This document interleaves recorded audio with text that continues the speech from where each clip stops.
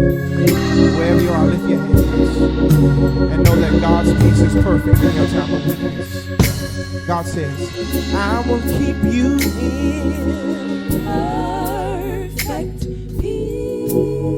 Perfect peace. All you gotta do is keep your mind stayed on me.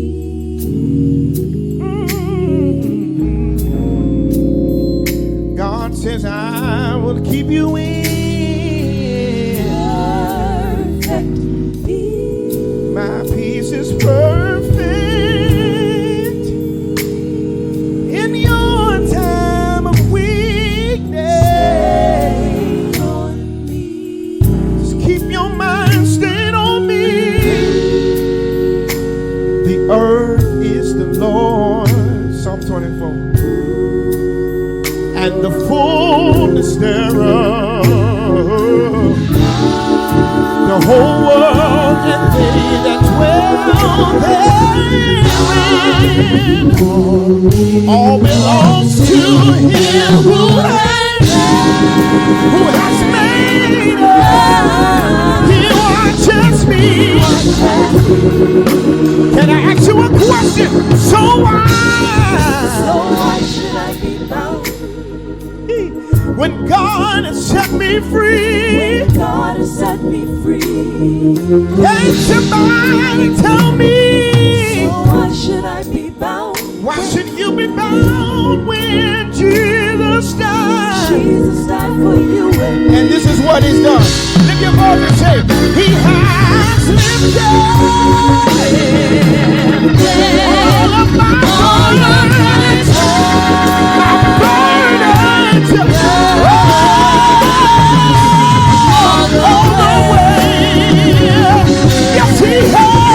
And He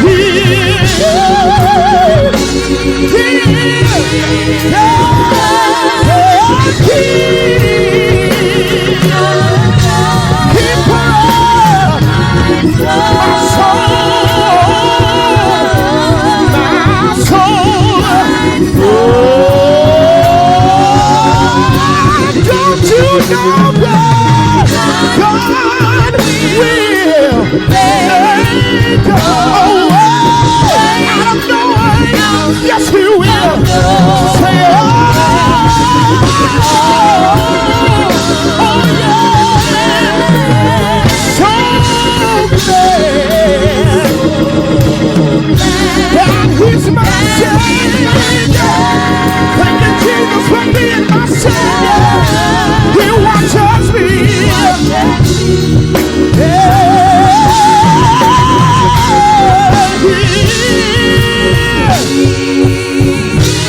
The kingdom.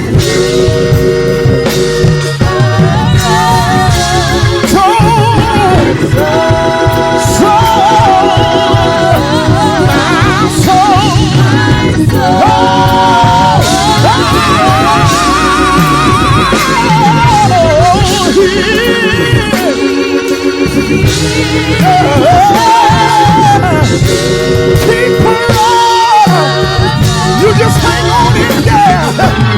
You just hang on in there. God says, I want you. I know how to hold you. I know how to take care of you.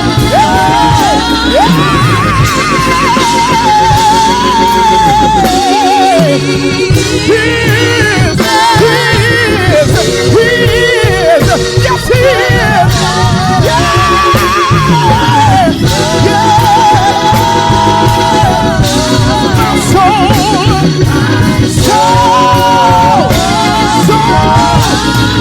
He said, even if you make your bed in hell, I'll be with you. I'll stand beside you. I'll walk with you. My soul, my soul, my soul.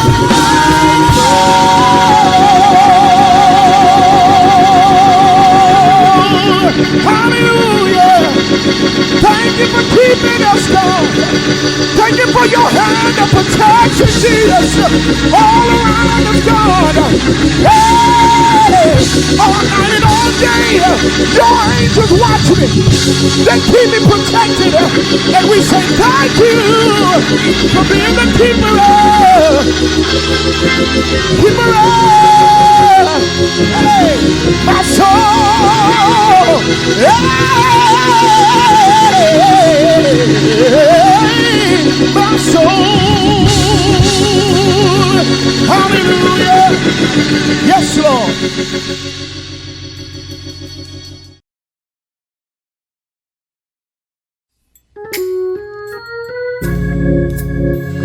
Wherever you are, lift your hands and know that God's peace is perfect in your time of weakness. God says, I will keep you in perfect peace. Perfect peace. All you gotta do is keep your mind stayed on me.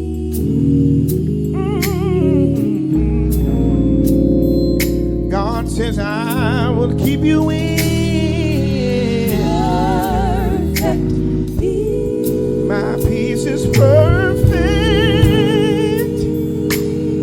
in your time of weakness. Stay on me. Just keep your mind stayed on me. The earth is the Lord, Psalm 24, and the fullness thereof, the whole world and they that dwell therein. All belongs to him who has made us. He watches me. Can I ask you a question? So why should I be bound? When God has set me free, when God has set me free, can somebody tell me? So why should I be bound? Why should you be bound when Jesus died? Jesus died for you and me. And this is what he's done. Lift your voice and say, he has lifted all of my burdens.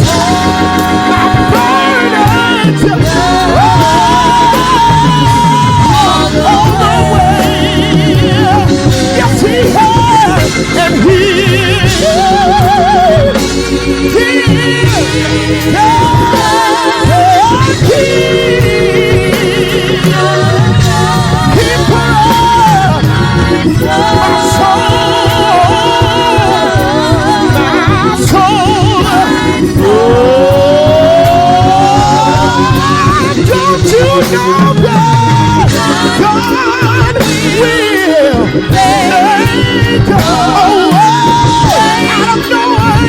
yes, he will. Say,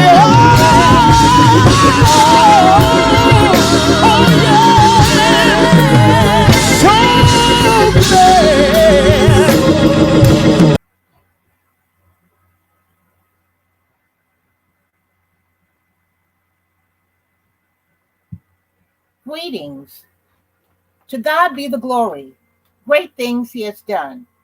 To Bishop Ann Henning Byfield, President of the Council of Bishops of the African Methodist Episcopal Church. To Bishop Adam Jefferson Richardson, Senior Bishop and my Bishop of the 10th Episcopal District. To Bishop Francine Brookins, Chair of the International Health Commission of the African Methodist Episcopal Church. To Reverend Dr. Miriam Burnett, Medical Director of the International Health Commission. To Reverend Dr. Natalie Mitchum, Executive Director of the International Health Commission. To all bishops, supervisors, general and connectional officers, to all AME lay, and to the more than 950 persons who registered as of now to attend the second annual Connectional Purple Sunday program, greetings. I am Sister Rosalind Thibodeau Goodall, the program chair and today's MC.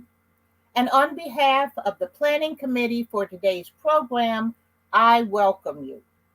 We are pleased that you chose to spend this time learning about Alzheimer's disease and how the AME Church is working with the Alzheimer's Association to provide programs and services to address the needs of our members and the community.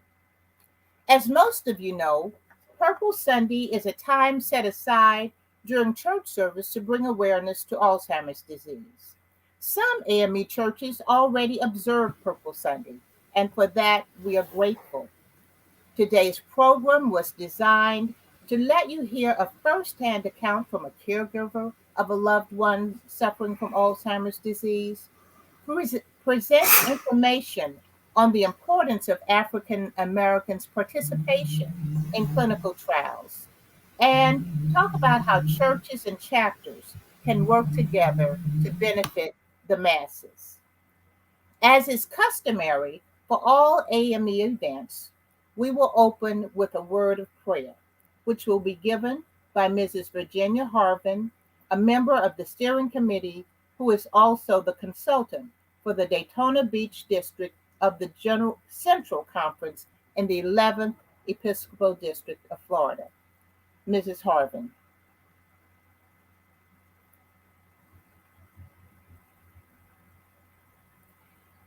Mrs. Harvin is traveling, and so I'm not sure that she is on. Reverend Burnett, would you graciously offer our opening prayer, please?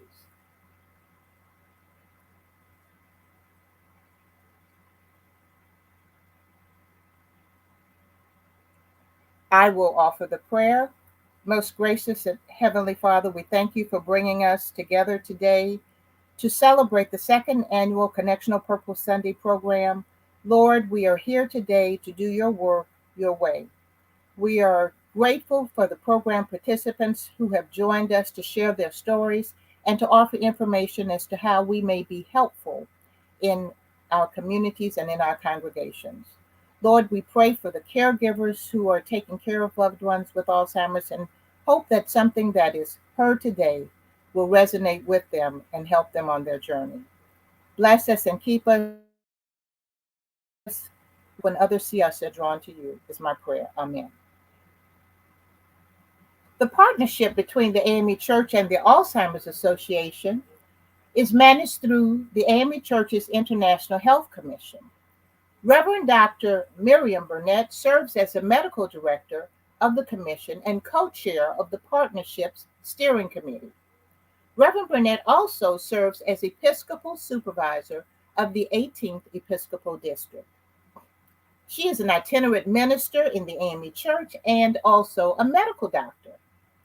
In 2020, Reverend Dr. Burnett was appointed by the National Council of Churches USA as representative to the Council of Churches and as a consultant with its ecumenical partners on health to discuss our response to COVID 19, its implications on the future of the health and healing ministry.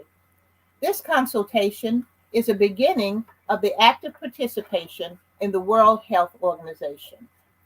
She continues to work with the national volunteer agencies active in disaster relief. Dr. Burnett is a strong advocate of holistic health. She received a Bachelor of Arts degree in psychology from York College of the City University of New York, undertook postgraduate studies from Queens College of SUNY, and obtained a Doctor of Medicine from Morehouse School of Medicine in Atlanta, Georgia.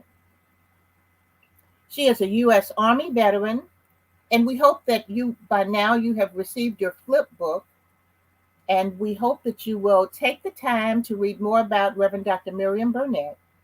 Without further ado, I present Reverend Dr. Burnett.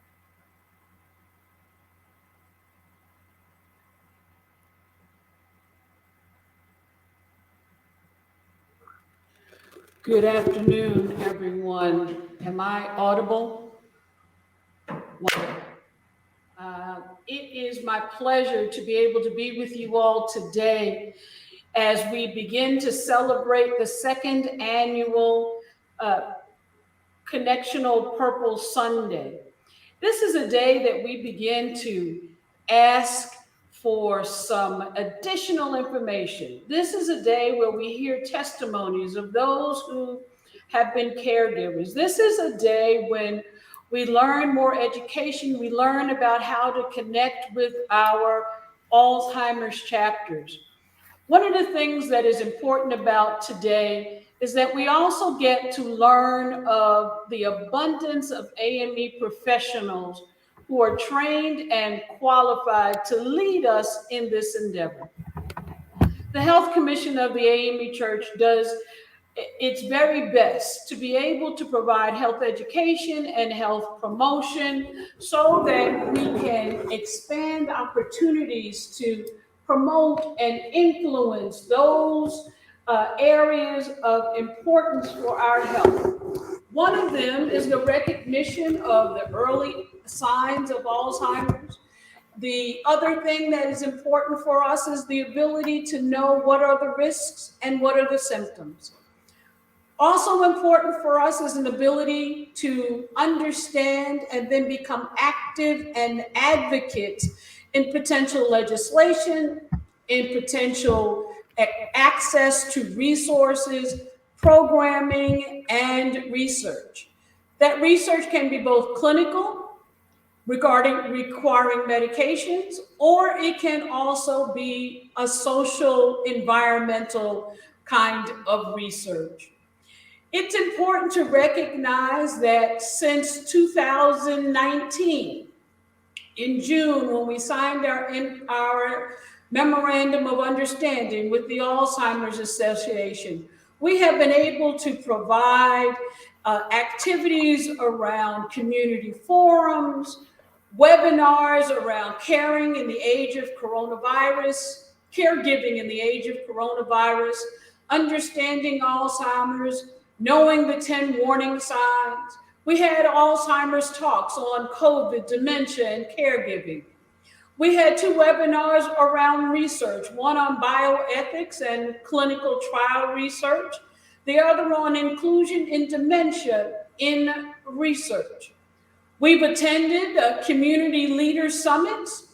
We've co-branded 7 informational brochures. We've created in collaboration a co-branded clergy guide and a toolkit that will allow all of us around the globe, around the connection, to create local and regional Purple Sundays, where we educate our communities about Alzheimer's and other dementias, where we create opportunities for a call to action, where we create state advocacy around state advocacy days and advocacy kickoffs and future advocacy opportunities. It's an opportunity for us to be at the local level, to be able to connect with our local Alzheimer's Association chapters. We encourage walk teams via the AME National Team website. We create all kinds of opportunities, the newest of which is our volunteer onboarding and training, which you'll hear more about later. We also look to our next 5 years, where we speak to African American communities with care and support services, where we address and provide research and advocacy activities, where we plan to expand this programming from the United States to around the connection. It's a daunting task, but we know that we can accomplish this goal. And so therefore, without further explanation, because I am excited about the process for today, I'm going to put you in the hands of Bishop Francine A. Brookins, the chair of the Connectional International Health Commission of the AME Church. Bishop Brookins, otherwise known as Bishop 141, comes to us and hails from the state of California. She is an attorney.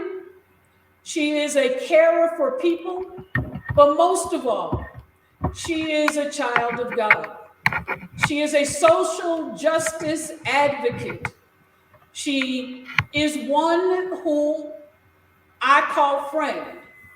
And I'm glad to be able to say that she is a major force in driving the work of the AME International Health Commission. And so, Bishop Brookins, we are in your hands. Thank you so much, Dr. Burnett.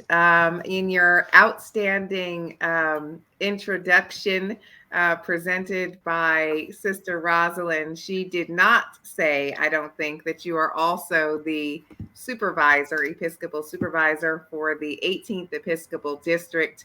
And I know that the people of Lesotho, Botswana, Eswatini, and South Mozambique would like to hear that said, because they love you so much and are working so well with you with our growing ministries and other missionary services. It is my privilege today to be back at this outstanding event. I still can remember tears that I shed during our last event that occurred this year with Supervisor Christy Davis Jackson.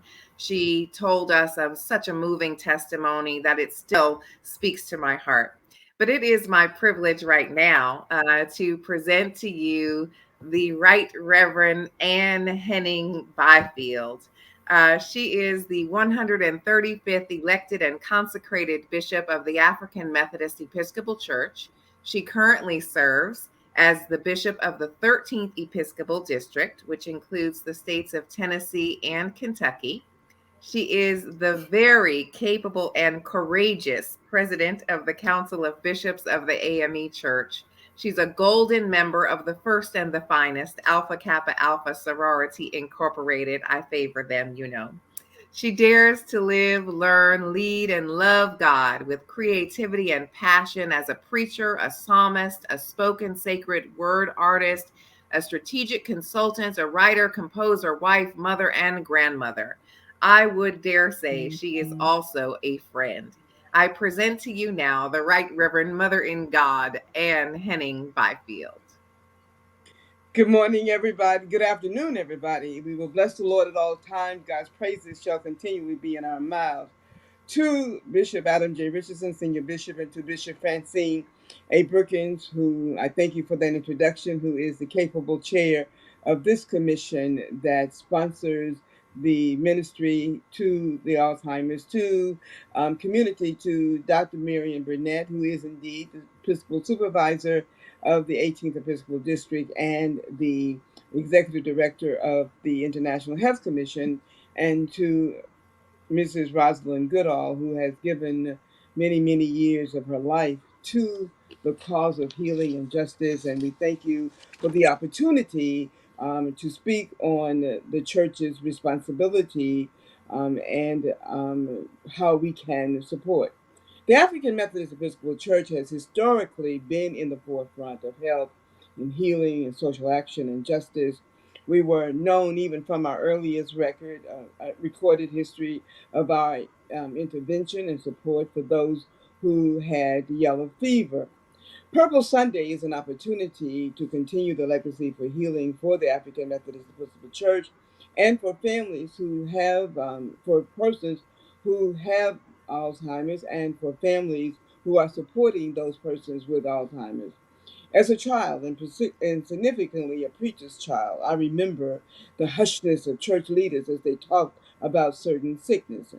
We never heard cancer or mental challenges or suicide. Those were words that we would never, they wouldn't speak to when a person was sick or dying. And even with then dementia and Alzheimer's, they would simply say to suggest that that person was not in their right mind. We must not continue to stigmatize disease and diseases and be silent when we have a spiritual and moral obligation to do so. While this disease does not discriminate against by color or gender, the reality, like many diseases, the Black community is most vulnerable. We are twice as likely as white older adults to have dementia and Alzheimer's. We have some inherent and systemic conditions that increase the possibility of Alzheimer's: cardiovascular conditions and high blood pressure, obesity, high cholesterol, drug use, and in some cases, substance abuse. And so, as the church, we must act and not react. We must be informed and so informed. We must know that not only does it impact the African American community, but our members. They're saying that most of our churches, not a lot of our churches, are graying. Since I grayed early, I don't know that I like that term, but the likelihood that we're going to have members and family members who are who have Alzheimer's, or supporting family members who are. So, what can we do specifically? The first is that we can support all persons who live with various challenges.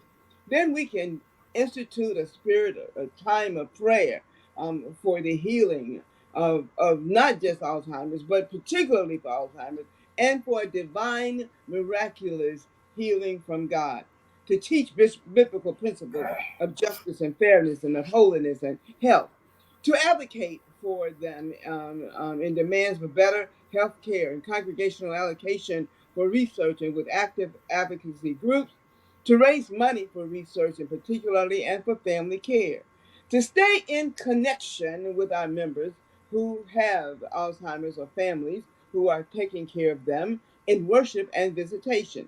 We must begin to do some pro things like making CDs of worship so that we can share with them, we can sing with them, we can read scriptures. Use members who are retired as medical and health care facilities, care professionals, to provide leadership and support, to develop support groups is a very easy way, even in the social distance environment. Encourage and enable chapters of your congregation to participate in the Walk to End Alzheimer's, and by all means to create an environment for a healthy lifestyle. And so we want encourage families to talk about it, to share it, and that we are welcoming church, and that the church must talk about it and not be silent, and to teach how we can live. And so that's a simple way of prayer, of biblical study, and activism. It is now my time to introduce someone, and that is attorney Kristen Henning. She's a nationally recognized legal scholar and activist in juvenile injustice reform, as she is a Bloom Professor of Law and the Director of Juvenile Justice Center Clinic and Initiative at Georgetown Law School. She advocates for reform in the juvenile and criminal legal system and to fight for the criminalization of Black adolescents. Attorney Christian Henning speaks on the intersection of race, adolescence, and policing. Her book, The Rage of Innocence, is a powerful analysis of how the legal system criminalizes normal adolescent behavior in African Americans and people of color rather than of white. And so she has worked as a public defender. She is currently the director of Mid Atlantic Juvenile Defender Center. She serves on the board of directors for the Center of Children's Law and Policy. She received a BA from Duke University, a JD from Yale University, and has received numerous awards. And so I'm excited to introduce my niece and a member of the African Methodist Episcopal Church, attorney Kristen Henning.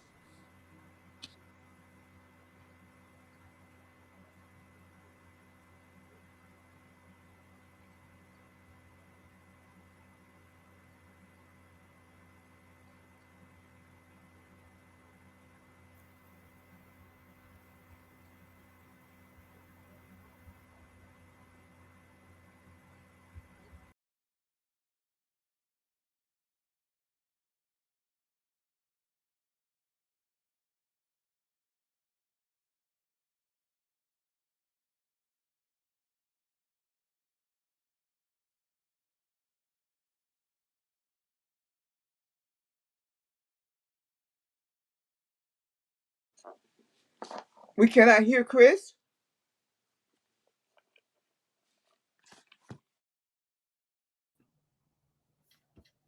All right. Thank you, Bishop Auntie, for catching that.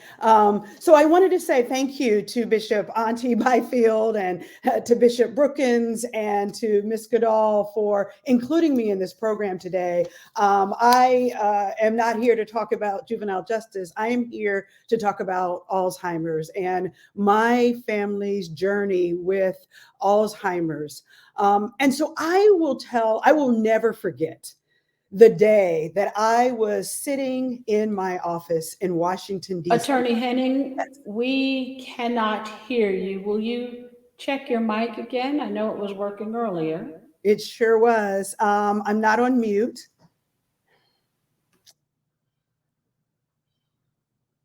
Maybe James can help us.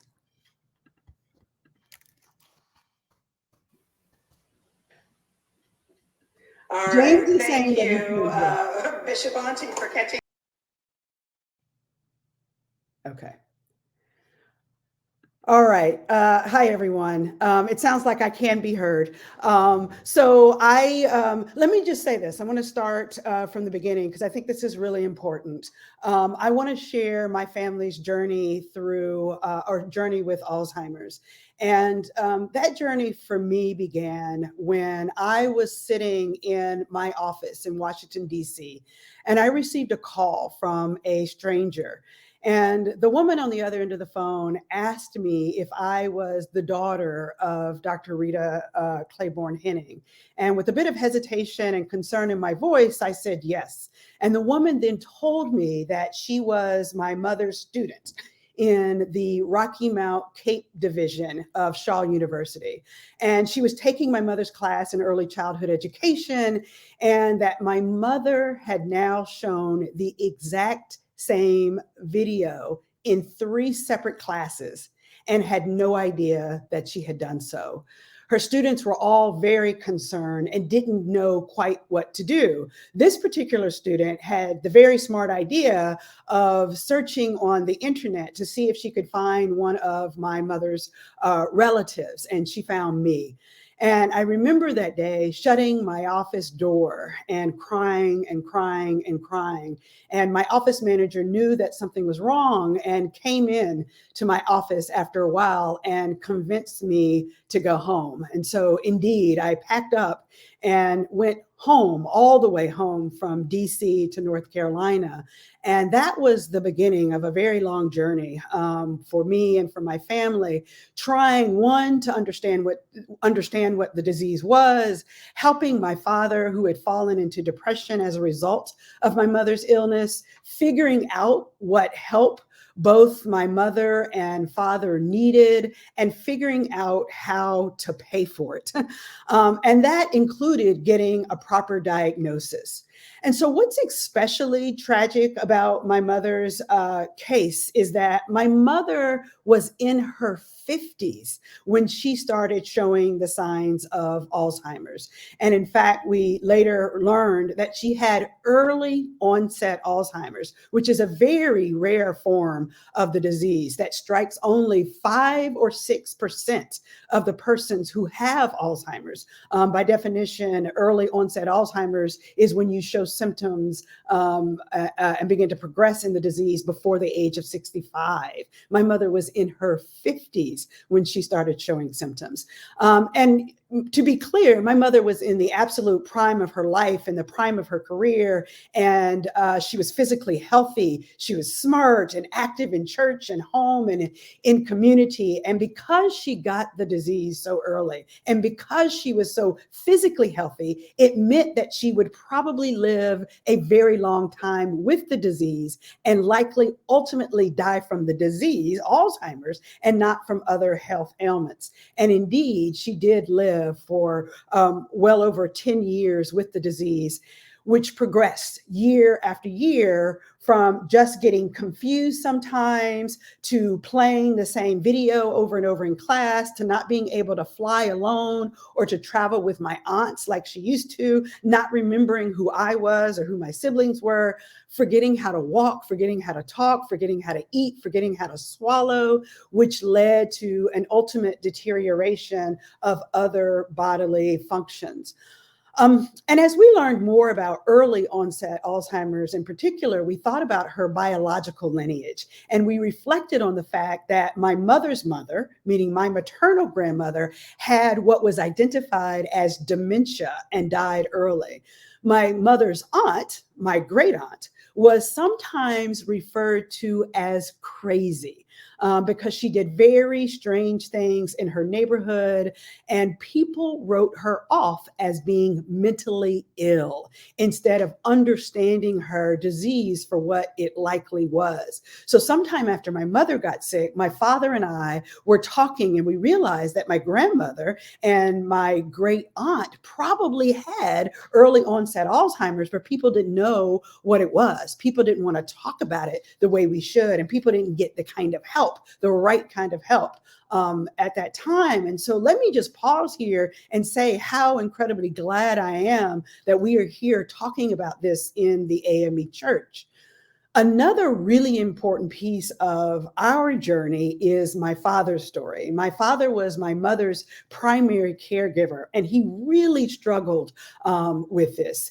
And especially he struggled because it was so incredibly early in my mother's life. My father used to talk about how he had planned to retire and travel and enjoy life, and all of that was snatched away from him as a result of Alzheimer's. He became quite depressed, and my heart breaks every single time I think about how difficult it was for him to navigate. There was a point at which he had to start helping my mother prepare to teach her own classes. He would type her notes for her for work, and eventually he had to wash her and dress her, and she would get angry, as so many Alzheimer's patients do when they don't understand what's happening and they can't control what's happening to them. And there were times when my mother became aggressive and physical, and it was very difficult for my father. And he felt like, unfortunately, at times he did not have anyone in his local church to talk about the situation with him. And largely it was just because they didn't understand, not because they weren't loving and caring.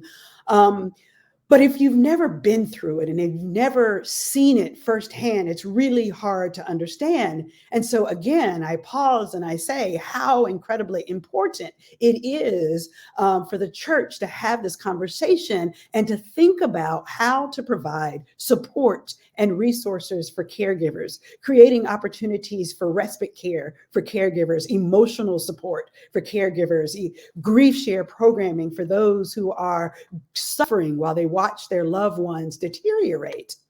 And so it really, as I indicated, our family really struggled to figure out how to help my mother and father, and to figure out, really, to be quite frank, what help they needed. And so we started with home health aides, right, who would periodically stop in and help with routine hygiene, healthy diet, cleaning the house, getting dressed, going for walks. But as my mother's condition began to deteriorate, she needed someone with much more she needed help with much more care. And so we found an adult daycare program that would pick her up in the morning and take her back home in the afternoon to give my father a break. And that was great for about a year, but even they couldn't take care of her for long because she needed so much one-on-one attention and had so much anxiety about being away from home and away from my father. So we returned to in-home care with many more hours, almost around the clock hours, at which point, unfortunately, my father got sick himself. And he went to the hospital. He also was very, very young. And we decided, my brother and I decided to move her, my mother, up to Maryland where we live. And we began to search for a full-time residential placement. And that was truly yet another one of the most painful parts of the journey. We went to residential facility after residential facility, and it was really difficult to find something that felt right. So many of the facilities were deeply rooted in a business model instead of a caregiver model. And so many of the facilities left people sitting in wheelchairs in the hallways by themselves. There were no activities, and it was really quite awful. Even the first facility that we did put her in was a home. It was a very nice home. It was small, it was quaint, and there were staff who cared, but the care was inconsistent. And the owner was so committed to the business model that she really just didn't have the great skills that she needed to work with me and my family and my father as caregivers. And so my spirit just would not rest. And while my mother was still at that small home, I kept looking for other places. And really, by the grace of God, we found a wonderful place called the Sacred Heart Home in Hyattsville, Maryland. And I have to tell you that if you drive up to the Sacred Heart Home, even today, it is a multi-floor red brick building. And from the outside, it looks even less appealing than a hospital. But from the very first day, from the very first moment I walked in that front door of that building just to visit the facility, I can tell you that the Spirit of the Lord moved in that space. Right inside the door, there was a chapel, and the sisters, meaning the nuns, they were amazing and they were loving and they were kind. They helped us with the application process, and they held a bed for us until we could get the funding finalized. And I have to tell you, anybody who's navigated the process, holding a bed is like half the battle, right? My mother had her own room. We were able to visit her. We were able to call her, and they called us regularly just to report on how she was doing. And it was, though, really such a long journey to get there, which leads me to the final part of the journey that I really want to talk about with the church. So remember, I have been telling you about home health aides and adult daycare and intensive in-home care, and then a nursing home. And all of that cost money. And we paid out of pocket for every single level of care until we got to the Sacred Heart Home. And so here's the tricky part. My parents were middle class, and my parents saved and had a retirement income, and we have a large extended family, but that was not enough to pay for the level of care that we're talking about for as long as we're talking about. Remember, I said that my mother got sick in her 50s. So that meant my parents still had a mortgage on the house. My mother couldn't work anymore. Eventually, my father stopped working, both because he was caring for her, but also because of the depression. They had all the normal household bills in addition to the new health care bills. And so when you see middle-class families financially really quite wiped out because of healthcare, it's not just because families haven't planned for this. I was a young lawyer at the time and still trying to make my own way, and I had to step up and take over the bills. And I can tell you that I lost my entire personal savings twice over during that season of caregiving, just to keep my parents in their house, just to make sure my mother was taken care of.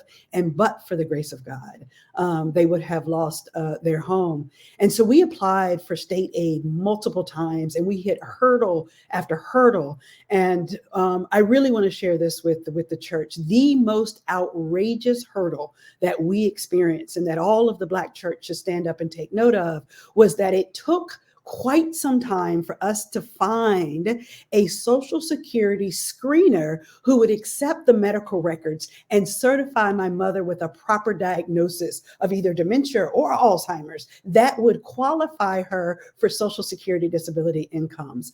The screeners literally told us that we were malingering, that we were lying so that we could profit from state aid. It was appalling and it was offensive. And I will never forget the day also that my father called me, and he told me that he needed me to drive down to North Carolina for one of my doctor's appointments because the screeners kept denying the severity of my mother's illness. And he was adamant that the screeners in our hometown were racially biased and discrediting us simply because we were Black. And my father was very smart. And even in his depression, he came up with this really great idea of bringing my mother's resume to the doctor's appointment and to the Social Security appointment and giving it to the screener before the interview. And I remember my father and I sitting in the screener's office, forcing the screener to read my mother's resume to show that my mother had a PhD and that she was a professor. And I remember the screener being rude and dismissive and trying to figure out why in the world would her resume be relevant. And then he kicked us out of the office and he interviewed interviewed my mother alone. And then the screener walked out by himself after about 15 minutes. And he was quite ashamed. And he said, "Now I see why you gave me that resume." And of course, we weren't trying to claim that my mother was any better than anybody else or wouldn't lie because she had a degree, but we needed him to see that he was talking to a woman with an advanced degree who could no longer complete a sentence and who could no longer hold an intelligent thought all the way through. And he apologized for the previous denials of our application, and he finally certified her. And I can't imagine what it must be like for anyone who didn't have my father and who didn't have me as a lawyer who could come and sit in that room and insist that they accept the only diagnosis that was right. And so this is really something that we as a church need to be aware of. And then the second major hurdle that we encountered, even after we finally got her certified for Social Security disability insurance, my mother, we were told that we had to sell off all of their property except for the primary house because my father was still living there. So that means we had to sell my grandparents' house in Tennessee, even though we weren't generating any income from that, and my parents had planned to pass it down to us, but they told us we had to use whatever funds that we could find and access before we could qualify for disability insurance. And then after 3 years of paying out of pocket and moving my mother from North Carolina to Maryland, we finally got her into the Sacred Heart home with the state aid. And so I want to say to you that we as a community, and I think my aunt, Bishop Byfield, said it well, in the church, we as a community, we need a community of volunteers in the church who will help elders navigate this process, and families like ours. We were a very young family. We need a community of volunteers who will help elders prepare a living will, a traditional will, power of attorney, sign up for long-term care insurance, purchase funeral insurance, finding the right health care and the right facilities. And I will say that when my aunt was talking about bringing worship service to Alzheimer's patients, it really resonated with me. One of the things that I remember most is that even as my mother forgot who I was, and as she forgot who my siblings were, she never forgot the music of the church. And that was when she was the happiest. When we would bring music to the facility and we would roll her down to the church services at Sacred Heart Home and she would praise. And so that is something unequivocally that the church can do well. And so I will end this way. I really, I want to say that when we were going through, we weren't aware of the Alzheimer's Association. We weren't clear on what help and services they could provide. But since my mother passed away, our family, and I give great tribute to my brother, we have become really avid and faithful fundraisers for the Alzheimer's Foundation. And if I were able, I have one final photograph. I haven't been able to get my slides to move, but of our family, we now annually walk the Alzheimer's Walk. And if you can move it all the way to the end, please. Thank you so much. We now all walk as a family in the Alzheimer's Walk annually in Washington, D.C. And so I just want to say again, thank you to the church for having this extraordinarily important conversation, and to all the speakers who will come behind me to talk about the resources that are available. So thank you, and God bless.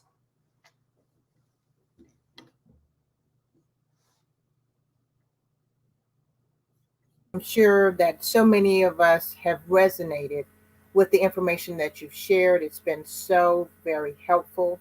Having had 8 family members stricken with the illness, I think that they need to have a cliff notes for people like us, because we're not expecting this. So there is no preparation for it. But it's certainly something that the church needs to do. And your testimony has certainly helped us a lot today, and I appreciate it so very much. When I was talking to your aunt, Bishop Ann, just talking about Connectional Purple Sunday, and I said, oh, by the way, do you know anybody who might be a caregiver. And she said, oh, certainly. My niece, Chris, has been on that journey, and I think can add a lot to the conversation. And you certainly have done that. God bless you, and thank you Thank again you. for being with us today. Now, we're asking that our attendees go to the chat. If you have any questions that you'd like to ask of us, we ask that you put them in the chat. They may not be answered today because of the length of our service and our program, church service, church program, but we want to be certain to answer those questions, and we will do so and share them with the entirety. So if you have any questions, please feel free to put them into the chat, and we will answer at, within the next week or so. So now I have the privilege to introduce someone I've been working with for the past, say, 2 years. And as has been stated, we've been working with the partnership for 3 years. And Miss Beverly Berry and I have worked closely for the past 2.5 years. Beverly is going to tell us about the collateral, the co-branded collateral that's been created because of this partnership. She's the project leader for the Alzheimer's Association's national partnership with the AME Church. Prior to joining the association, she was a lead transplant education specialist at the University of Alabama at Birmingham's Comprehensive Transplant Institute.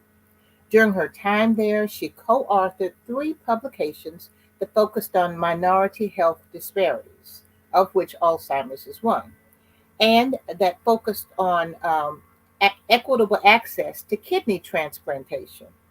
Beverly is a certified health education specialist credentialed by the National Commission on Health Education.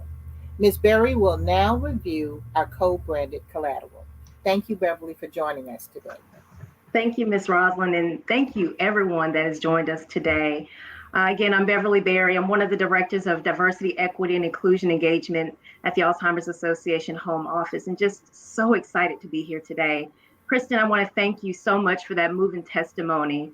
Based on the comments in the chat, there are many that can resonate or that can relate to your testimony, and some may be in the midst of navigating this devastating disease right now, that may be caring for a loved one. So thank you so much.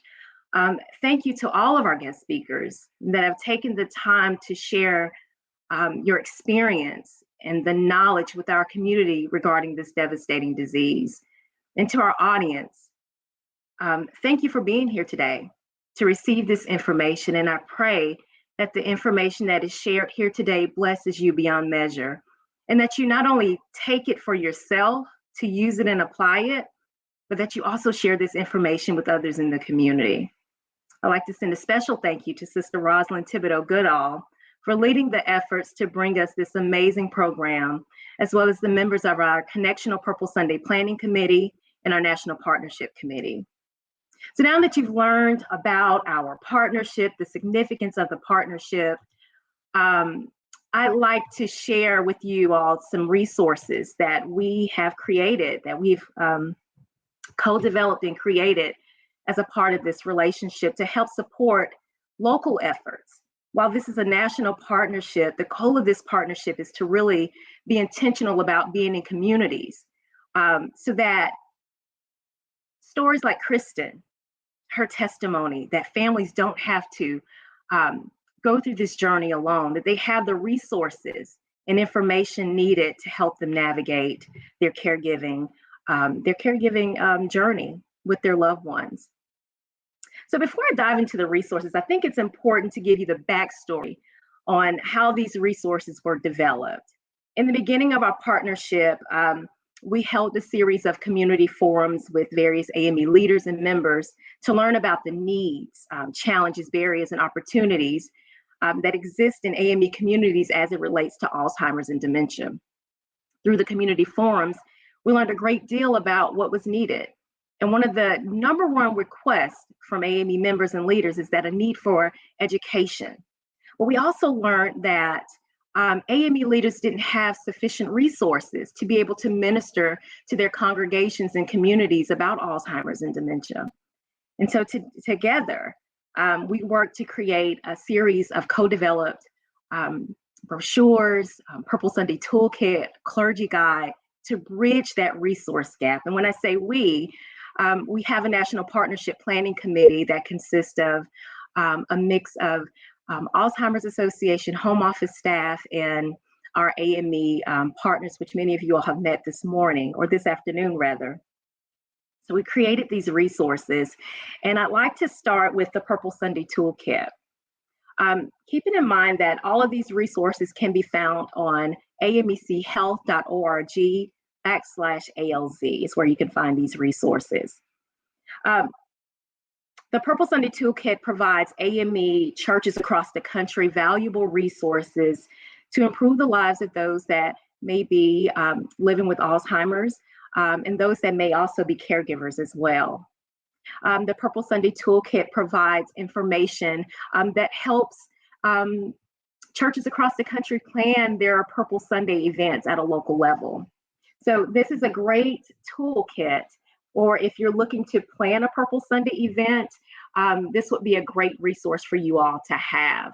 As you can see, Purple Sunday can be a catalyst to seek early diagnosis, have a better understanding of the disease, and disseminate knowledge of the care and support resources available. So this is a great resource to get you started if you want to plan, a local Purple Sunday in your community. The next resource that I'd like to share with you is the Clergy Guide.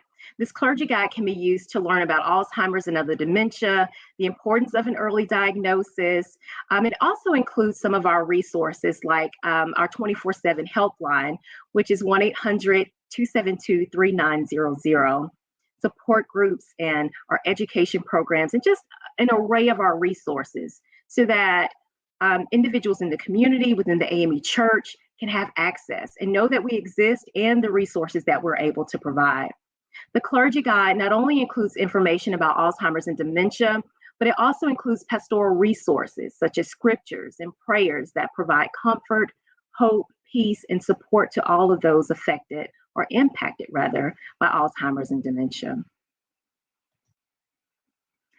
We also have a series of co-branded brochures that we have, and it takes a look, these brochures take a look at caregiver stress, how to manage that, how to recognize the 10 warning signs of Alzheimer's and dementia, and even just planning for the future. For those that may have dementia, it gives them the opportunity to plan early so that there are no surprises and everyone can be on the same page. So these brochures are really handy and can help members navigate their caregiving journey and help their loved ones that are living with Alzheimer's and dementia. Again, these resources can be found on amechealth.org/ALZ. The next series of brochures that we have together takes a look at some of our online caregiver resources, and again, our 24/7 helpline, as well as how to live well with dementia. So these are resources that are available, that are co-developed for the AME Church. And it just helps to get the information and the awareness out about Alzheimer's and dementia. And then the last resource that I'd like to extend to you today is the resource of our local Alzheimer's Association chapters. I just want to take a moment just to tell you a little bit about who we are at the Alzheimer's Association. We are the Alzheimer's Association. We are the leading voluntary health organization in Alzheimer's care, support, and research. In the same vein of research, we are also the largest nonprofit funder of Alzheimer's research. We are committed to advancing vital research toward methods of treatment, prevention, and ultimately a cure. Our vision is a world without Alzheimer's and all of the dementia. And if we want to see that vision realized, whether it's in my lifetime or our children's lifetime, we have to be in communities. And that's why this partnership is so significant, because we need one another in order to be able to reach more communities. We have about 75 chapters across the country. And if you pair that with AME churches across the country, man, we can do some amazing work together. I think I saw in the chat where Cairo's AME church mentioned that they work very closely with their Tennessee chapter, and They don't really want to make it a competition, but they're the best. And so it just makes me think about that level of connection and engagement that we could have, not only in Nashville, Tennessee, or San Antonio, Texas, but across the country, how we could mobilize communities to provide this information so that no one has to go through this journey alone, so that folks know how to access resources for support. This is important because while this is a national partnership, again, the intention is to be in communities. This relationship can't sit at the top. It has to filter down to the local communities so that we can provide the education and outreach together in our communities.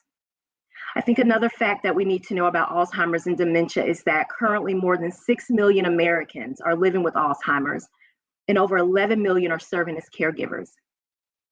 As Black Americans, we face additional obstacles in that we are twice as likely to develop Alzheimer's as our older white American counterparts.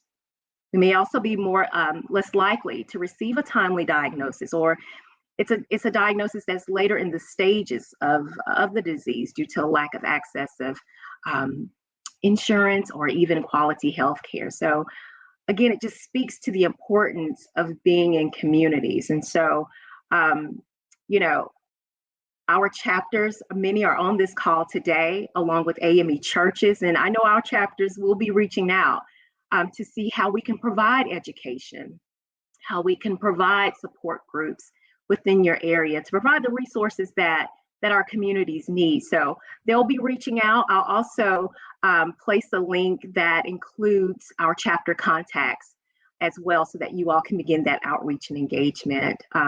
And if our chapters don't reach out, by all means, AME churches that are on this call and across the country, please feel free to reach out to our chapters and engage, because this information is so important and it's so needed in our communities. Well, at this time, I thank you all for taking a moment to hear about some of the resources that we're able to provide in communities. And I'll turn things back over to Sister Rosalind Thibodeau Goodall. Thank you. Thank you so much, Ms. Berry, for all that you do for the partnership and for sharing that valuable information with us. And as you were talking, someone wrote in the chat that her mother had just been diagnosed with Alzheimer's this week, and she was unprepared and had no idea what to do. So I think that by information that's being shared today, we will be able to help a lot of God's people. Thank you again for your presentation. Thank you. So many caregivers suffer in silence because, as Ms. Henning has said, they're unaware of the programs and services that are offered by the Alzheimer's Association. To that end, the steering committee of the Alzheimer's Association has set a goal to work with partner our local churches with local chapters. We're wanting to work through the presiding elder districts and are certainly trying to do that. However, Mrs. Deirdre Fisher Rockamore of the Bethel AME Church there in San Antonio, Texas, took it a step further and partnered her local church, Bethel, with the San Antonio chapter of the Alzheimer's Association. Mrs. Rockamore works with Mrs. Sybil Hunter, who is the 10th District's Health Commissioner. And Mrs. Hunter coerced Mrs. Rockamore to serve with her on the Health Commission.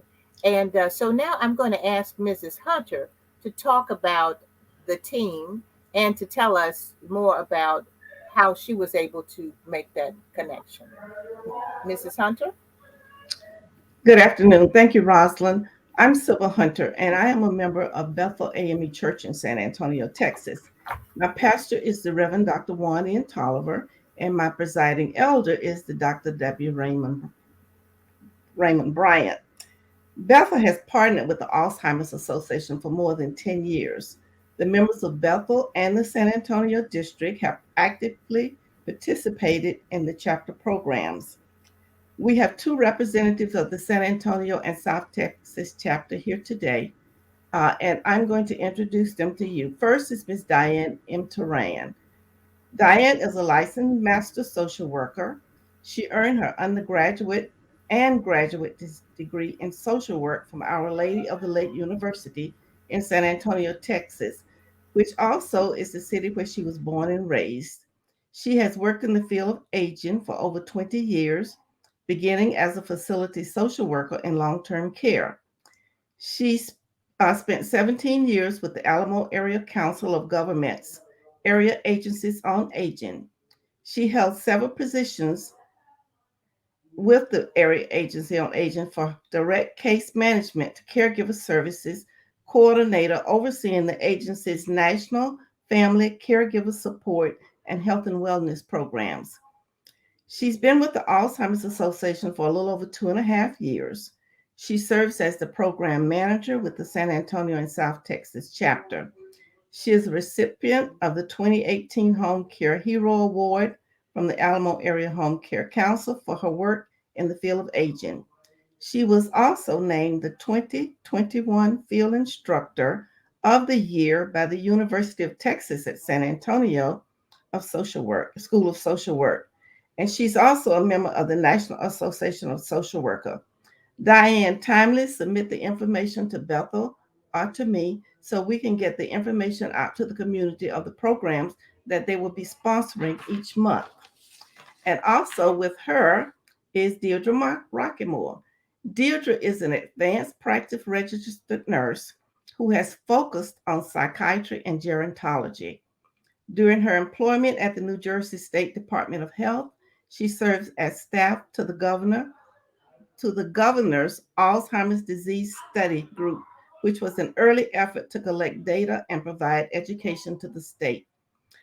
Though she has retired, she continues to teach and provide education through her business, Ames High LLC, which is approved for nursing education in Texas and New Mexico. She is currently a community education volunteer for the San Antonio and South Texas chapter of the Alzheimer's Association. Her experience with Alzheimer's extends beyond the clinical area. Her grandmother, who was the love of her life, had vascular dementia, and she had an uncle who was diagnosed with Alzheimer's disease. Thus, her dedication to support the work of the Alzheimer's Association. So, Diane and Deirdre, take it away. Thank you so much for that introduction, Mrs. Hunter. Thank you so much for having us today. It's so wonderful to be with not only you all, but Mrs. Rockymore was just commenting when we were coming on that, I think we're the only two that are together. So it's so nice to actually be in a room with Mrs. Rockymore sharing with you today. So I just wanted to kind of start off just giving a little background of how our connection started with the AME Church through our chapter. So actually in late December of 2019, our chapter started this wonderful journey with the AME Church. My actually first reaching Ms. Hunter, we were really going to look at participating in a Dream Week event to celebrate Dr. Martin Luther King Jr. and to invite the church members to our educational summit, which we had planned for March 14th of 2020. This then led to a community forum that the AME church members planned the evening before that on March 13th, 2020 at Bethel AME. And I know that we were all very, very excited to have Dr. Carl Hill, who was going to come in person for both the forum and the summit. But I know that, of course, none of us would have planned, or known at that time the great effect the pandemic would have on our communities and on the world. So I remember being told on March 12th that we had to pack up what we needed from the office. And on March 13th of 2020, we would be transitioning to working from home. So needless to say, right, the forum and educational summit had to be postponed. It would take us a little time to transition and readjust as we as a chapter really wanted to find a creative way to really stay connected with the community. Again, we knew that we weren't going to be able to do in-person events. And so really, amazingly to be able to transition to virtual, but how are we going to do that creatively with our communities? So it was actually through the creation of a weekly Facebook event that our colleague Sean Henry at the Houston and Southeast Texas chapter effectively named Pause and Ponder, Love, Faith, and Healing. What a wonderful name. I so thank Sean for thinking of that.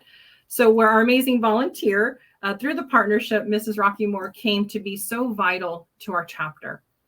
She became our first guest on June 3rd of 2021 and coordinated many of the subsequent guests to provide us with a better understanding of all the wonderful work being done by the AME Church.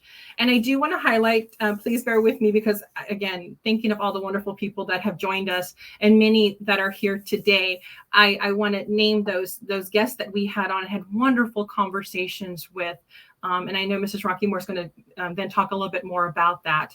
But we had guests such as Pastor Reverend Dr. Juan Tolliver of Bethel AME, Reverend Dr. Lamel Taylor of Butler AME, Reverend Dr. W. Raymond Bryant, Reverend Linda R. Carmen Bryant, Claudia Dunneman, Mentoria Lewis Sherfield, Phyllis Jackson of Hodges Chapel AME, Carl Lowe of Brooks Chapel AME in Corpus Christi, Texas, Dr.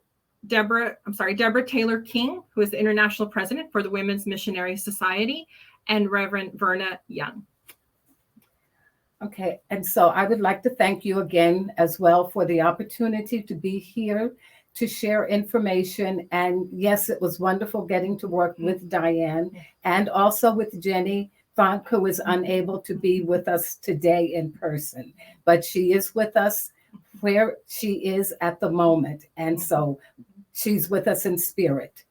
So when we were looking for people to be interviewed with the Pause and Ponder, the intent was to have the diversity of our global church reflected, as well as the wide variety of services that we provide.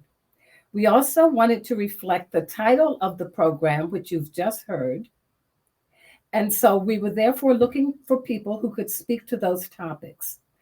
Offering support, encouragement, as well as suggestions to cope with the lockdown because of the pandemic became very important. And each presenter was to share how they were coping during this pandemic as well. Interviewees came from all over the 10th Episcopal District and beyond. We also had one person who was from Philadelphia, and she was kind enough to share with us ways to keep motivated, ways to move so that we would not pack on the pounds, and also just various tips for wellness. Another interviewee shared with us that she volunteered her services working with clients on the Mexican border, and this was during the height of the restrictions of people coming into the United States from the South. We know that was a difficult time, and it was even during the pandemic, and yet she was very effective in what she shared with us. We also were informed of the global involvement of our church, and it was shared by the International President of the Women's Missionary Society, and that was, of course, Dr. Deborah Taylor King. Diane has already mentioned Sybil Hunter, and you did meet her, but I just want to add, whenever I had a challenge or when I couldn't get someone to say yes, then I would call on Sybil, and she always came through. Sybil is a significant player in what we do. She often stays in the background, but she is strong and she is very resourceful. Now, I want to highlight a program from last year's Purple Sunday event. Reverend Dr. Lamel Taylor, she pulled out all the stops to help us organize a spectacular virtual program built around the showing of the short film entitled Bewildered. This was starring Keith David, better known to many of us as Bishop Greenleaf. During this event, there was a panel presentation discussing Alzheimer's, which included Diane Turan, and she was sharing services available through the Alzheimer's Association of the South San Antonio and South Central Texas chapter.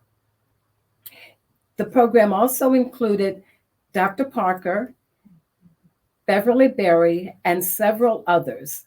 And to top things off, we had the producer of the movie, Gregor Wilson, also participate with us.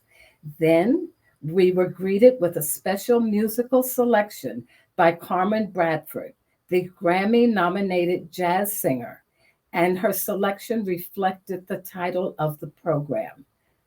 This was truly a South Texas event that included our presiding elder, Raymond Bryant, and the San Antonio district of the AME Church. I can't say enough about how so many people came together at the right time to make this event happen. Another event I would like to share for a moment is the Walk to End Alzheimer's. I believe Bishop Henning mentioned this earlier. So this past fall, Bethel members joined the walk to raise funds for the association. Those who could not walk made monetary donations, but a small group did get together to walk and to celebrate those with the illness as well as the caregivers, knowing what a burden they carry. Diane and Jenny saw to it that we had what we needed. They provided the decorations so that we could decorate with the flowers around the church. And we actually carried the flowers and the flags as we walked so that we could inform other people in the community. Diane and Jenny, what can I say about them? They are always looking for ways to engage and connect with the AME Church. In order for any program or partnership to work, the leadership must be open, receptive, and willing to engage with volunteers. From the moment Diane, Jenny, and I finally met, both ladies have reached out and have found ways to stay connected. They are easy to work with, always pleasant, and right on time when reaching out. And I've watched their relationship with other volunteers as well. And there is a consistency in the way they function. So it has been a pleasure working with them so far. Diane. Oh, thank you, Mrs. Rocky Moore. Gosh, the feeling is mutual, and the respect for everything that you do and have done for us. So our community forum was eventually held virtually on January 28th of 2021 with Dr. Carl Hill, the association's Chief Diversity, Equity, and Inclusion Officer, joining us to share vital information and getting the conversation started on dementia and the AME community. And I really appreciate what Ms. Kristen Henning mentioned and a lot of what we learned about what families needed and need in the community and the AME Church. We learned quite a bit, which supported the association's effort to break the stigma of reaching out about dementia. We heard feedback that the community looks to church leaders and those within the church with healthcare knowledge to provide guidance and advice on this topic. Caregivers need support, and the community as a whole seeks representation and relatability in order to feel comfortable and gain trust. We continue to stay connected by sharing information with our AME partners, as Mrs. Rocky Moore mentioned, on education programs and support groups. And Mrs. Rocky Moore has presented on various topics for us, such as 10 warning signs, understanding Alzheimer's and dementia, and healthy living for the brain and body. We look forward to continue the work ahead in meeting the community needs and strengthening our partnership with more volunteer onboarding efforts and offering education programs and support groups where they are needed. And I thank you. I heard that from Beverly. I have to say that with all of our other chapters joining us around the nation, I hope it is, right? I hope it's a challenge to see what we've done, that we are going to continue to build. And I look to our other chapters to either start those partnerships or continue those partnerships. On behalf of myself and the San Antonio and South Texas chapter of the Alzheimer's Association, it's been an honor and a blessing to speak with you today. Thank you so much. So much, Mrs. Turan, Mrs. Rockamore, and Ms. Hunter, for those connections and for that information. I feel certain that many members of our churches volunteer with Alzheimer's chapters. Now that they've seen the Bethel AME Church model, we encourage you to get involved, to get your church paired up with an Alzheimer's chapter. Now, as they say, teamwork makes the dream work. Speaking of teams, I want to tell you a little about a member of our team, Dr. Carl Hill, who, in addition to serving as the co-chair of the AME Church's partnership with the Alzheimer's Association, is also, as you've heard, the Chief Diversity, Equity, and Inclusion Officer for the Alzheimer's Association. As a result of Dr. Hill's leadership, the association has broadened its outreach to underserved communities with partners such as the African Methodist Episcopal Church, Black Nurses Rock, National Indian Council on Aging, and the National Asian Pacific Center on Aging. Dr. Hill previously served as the association's vice president of scientific engagement. He's authored an editorial in the Journal of New England Medicine Neurology, highlighting the need for more diverse perspectives to address disparities and pursue equity in dementia science. Prior to joining the association, he spent 6 years with the National Institutes on Aging, where, among other things, he led the development of their health disparities framework. Dr. Hill earned his PhD from the University of Maryland School of Public Health. He holds a master's degree in public health from Morehouse School of Medicine and received their Distinguished Alumnus Award in 2019. Please join me in welcoming and hearing from our friend, our team member, Dr. Carl Hill.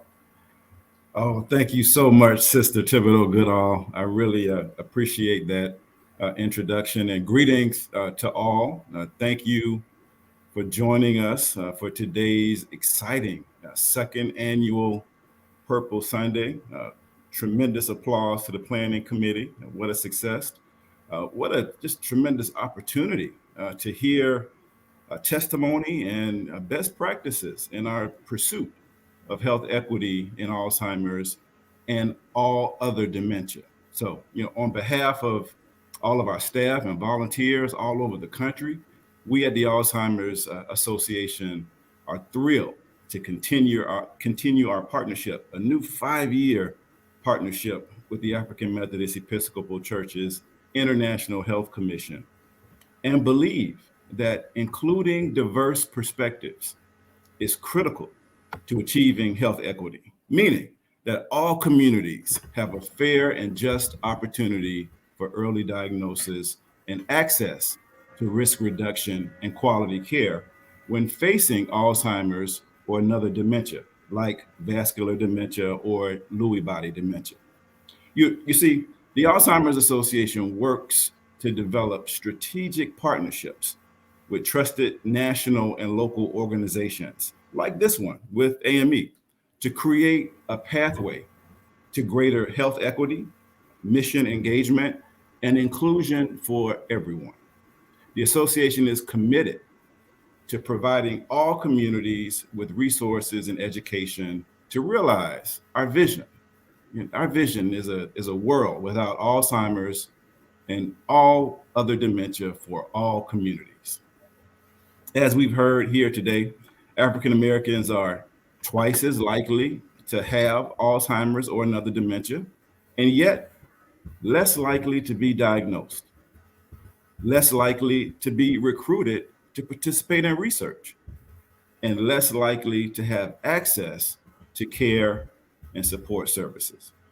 Essentially, this means that the people, our communities, who are most likely to have this devastating disease are least likely to be considered and treated. This is unacceptable and must change. We are excited about our work with the AME International Health Commission to pursue this change to achieve health equity. Please join us by seeking out your local Alzheimer's Association chapter so that we can work together to get these valuable resources to African American communities, our communities across the country, like my colleague Beverly Berry said earlier. So we're also excited today to hear more about how this change might occur from Dr. Monica Parker. Monica Willis Parker, MD, is a graduate of Fisk University, HBCU, and the University of Nebraska Medical Center. She joined the Emory School of Medicine faculty in 1995. She now leads the Minority Engagement Corps, one of 6 cores of the Emory Alzheimer's Disease Research Center. Dr. Parker advocates and educates about the importance of research participation, so important for the elimination of health disparities in Alzheimer's and people of color. Active in many civic and social organizations, she was appointed the inaugural Health and Human Services Facet Director of the Links Incorporated. She serves and has served on several boards, which include the Georgia Alzheimer's Association Board of Governors, the Health Outcomes Task Force for the National Alzheimer's Association, the Georgia Museum of Art, and the Chief Justice's Commission on Professionalism for the State Bar of Georgia. So we're just really happy and honored to hear from Dr. Parker about ways that you might be involved in things that you might consider as we pursue greater equity for Alzheimer's and all other dementia for all communities. So Dr. Parker, are you there?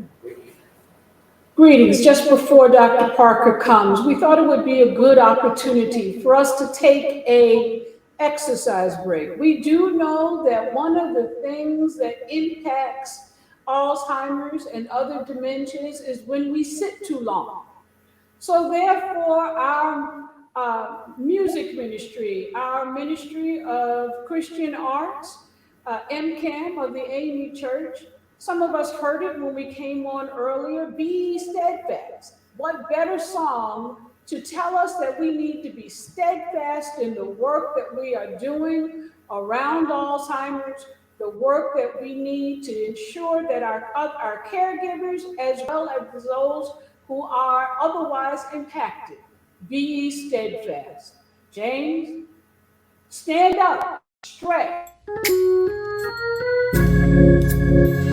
Wherever you are, lift your hands and know that God's peace is perfect in your time of weakness. God says, I will keep you in perfect peace. Perfect peace. All you gotta do is keep your mind stayed.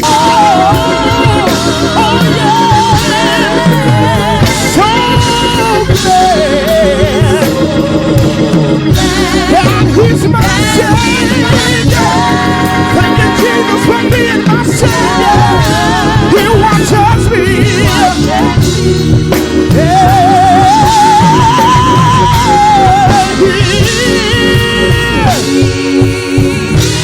The kingdom.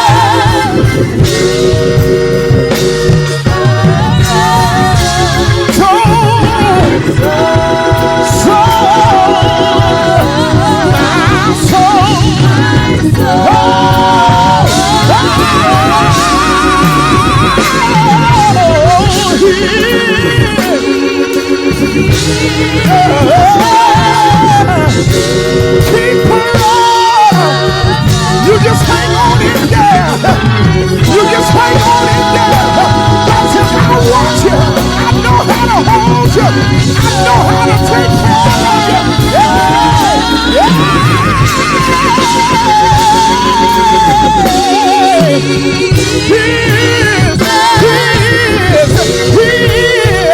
Yes, he is.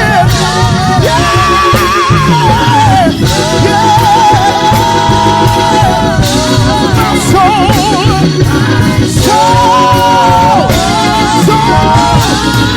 He said, even if you make your bed in hell, I'll be with you. I'll stand beside you. I'll walk with you. My soul. My soul. My soul.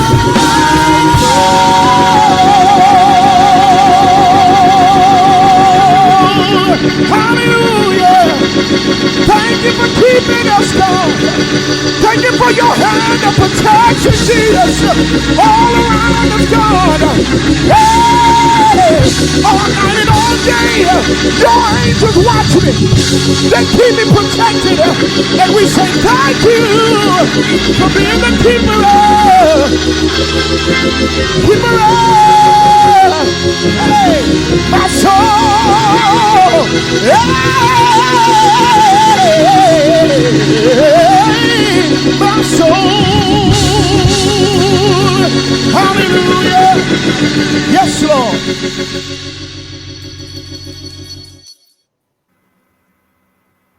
Oh, tremendous, tremendous. Thank you for that. And I hope we were able to re-energize. And again, we're excited to hear from Dr. Monica Parker, who's going to tell us a bit more about how we can address these disparities and increase representation in Alzheimer's clinical trials so that treatments can be relevant for all people in all communities. So are you there, Dr. Parker? Thank you so much, first of all, to all of the ladies in the AME Church. I've met and worked with a number of you across the country, but Rosalind's a good friend. But more importantly, there are so many women here in the state of Georgia, beginning with Bishop John Hurst Adams and his wife, Dr. Dolly Adams, who actually brought me to the larger AME Church, and Pastor Eason, Pastor Miriam Burnett, and now Reverend Davis, Bishop Davis, who is our bishop here in Georgia. It is the work that I started doing in 2008, 2010.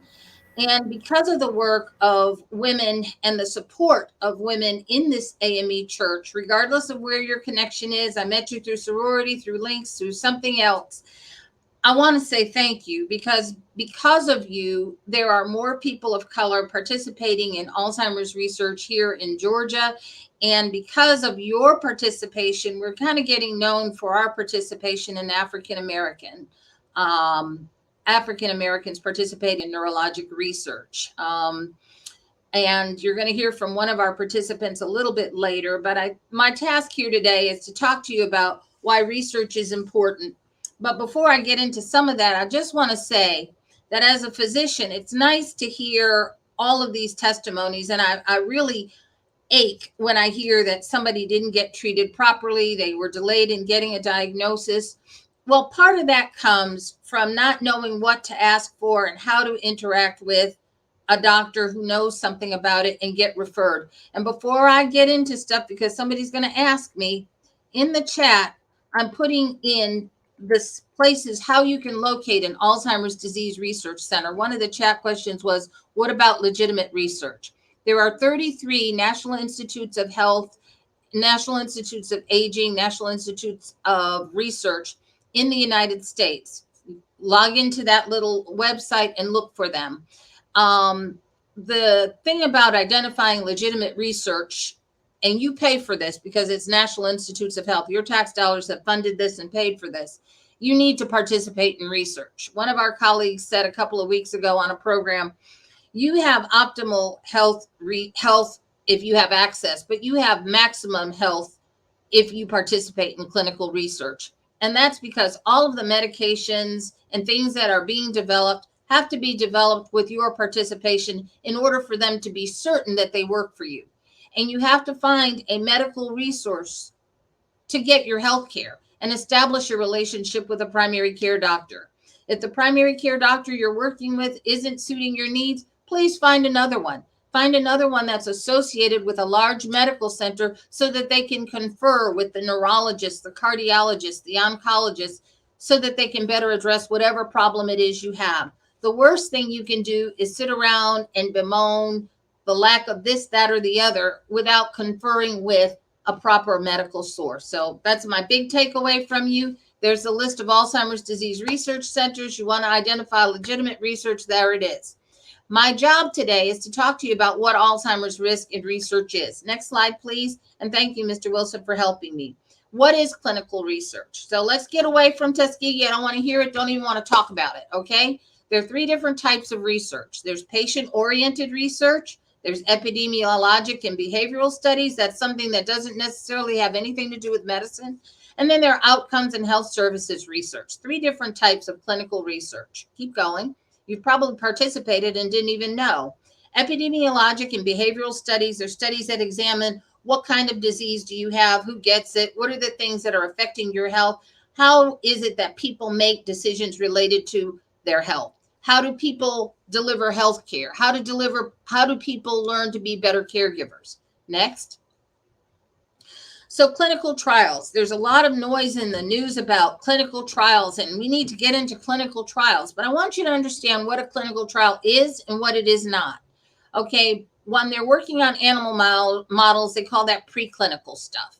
Phase 1, they have 20 to 80 people who may test out a certain drug that's been tested in animals, but now we're testing it in humans. Phase 2 is, okay, phase 1 showed that this drug is safe in people. Let's see how much medication it takes to make a definitive change in whatever it is we're looking at it. That's about 100 to 300 more people. Phase 3 involves about 1,000 to 3,000 people. Okay, if we've tested this, we've maximized the drug use, we're testing for safety and efficacy, or does it work well in a larger number of people?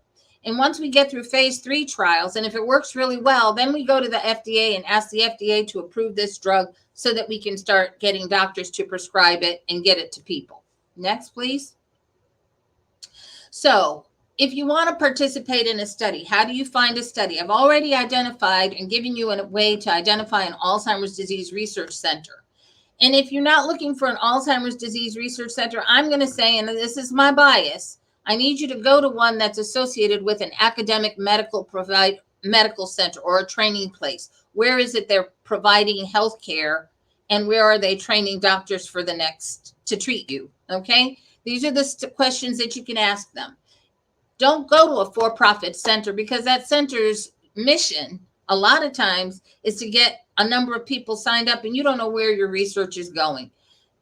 Some for-profit centers are very accountable, and there's nothing wrong with that. They become the medium by which the research is conducted, but make sure you understand who's funding the research and who's doing the research that you choose to participate in.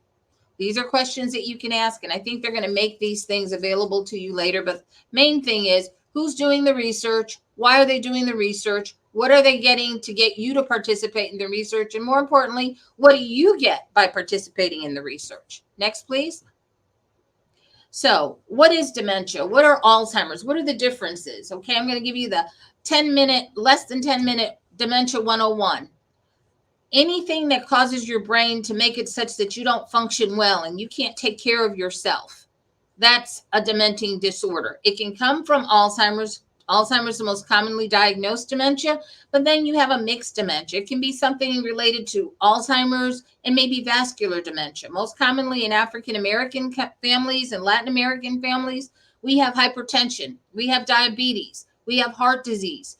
These are things that make us more susceptible to strokes. And strokes, lack of blood flow to your brain, make it such that you don't remember things and your brain doesn't work well. But there are other types of dementia. There's Lewy body dementia. There's frontotemporal dementia. There are people who have Parkinson's dementia, who have Parkinson's disease and have brain dysfunction. They can't remember things. They can't function and do what your brain makes you do. But then there's also alcoholic dementia. Chronic alcoholism leads to brain dysfunction. All you need to remember is, my brain's not working. My relative's brain isn't working well enough such that they can remember to feed themselves, dress themselves, and toilet themselves. And now I have to do that. And regardless of what type of dementia they have, and it's fine to go around what it is, regardless of what type of dementia they have, you still need to take care of them. Next, keep going. And the end result is you still have to take care of the basic needs. So what are the risk factors for Alzheimer's? Getting old enough, genes. Females are more likely to have Alzheimer's versus males. And it's not just because we live longer. Somebody who's had repetitive head injuries, somebody who has vascular disease, which I've alluded to earlier, somebody who's not exercising enough, somebody who's not eating properly. Okay? You can't control your genes, your gender, and how long you get to live.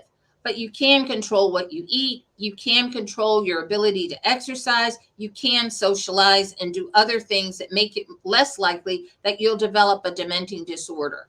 Next, please. What are some of the symptoms of dementia? And I really felt for Reverend Byfield when she was talking about her mother with her early onset Alzheimer's. Well, we think of memory loss only in terms of Alzheimer's, but there are other things that go along with it. Aside from repetition of words and phrases, what is that? What is that, Dr. Parker? I don't know. But there are other things that you need to pay attention to. Somebody who's not able to control their bladder or their bowels, don't seem to recognize that they have to urinate and defecate. That's a neurologic problem. Somebody who has previously been a pristine organizer, pristine dresser, housekeeping's normal, no, neat house, good food, all of a sudden can't do that. Those are things that make it such that you need to start paying attention to that person. And a lot of times somebody living right there sees something that somebody at a distance doesn't see. So a lot of family members start arguing about what somebody's abilities are or are not. But the thing that's important is you can fight amongst each other, but this person is suffering and this person needs help. And you need to start listening and paying attention. And sometimes you have to come out of yourself a little bit, put your needs behind that of the person who seems to be affected. Sometimes people who have brain dysfunction, they don't walk well. They fall a lot. Their personality changes. All of a sudden, they're belligerent. They're confrontational. They're paranoid. They start to hallucinate. These are symptoms that indicate that somebody's having difficulty, and we need to get them to a proper medical person to evaluate some of that. Keep going. Some of the behaviors that I see as a primary care doctor are the things that drive people to the doctor. Not the fact that they've not been wearing the same clothes all week, but when they start wandering out of the house at night, not sleeping at night, wandering around such that nobody else gets to sleep. This is when I generally see them. I had a family member who didn't think there was anything wrong with their father until he liked to collect stamps, until he bought a $47,000 stamp that got his attention, that got their attention, and that's when they brought him to us. Driving difficulties, people who are getting lost all the time, somebody who has a ding on their car, all sides of the car, because they can't see, they can't judge distance, and they're not doing a good job. These are things that we need to start paying attention to. These are some of the soft signs that indicate that somebody's brain isn't working well. Keep going.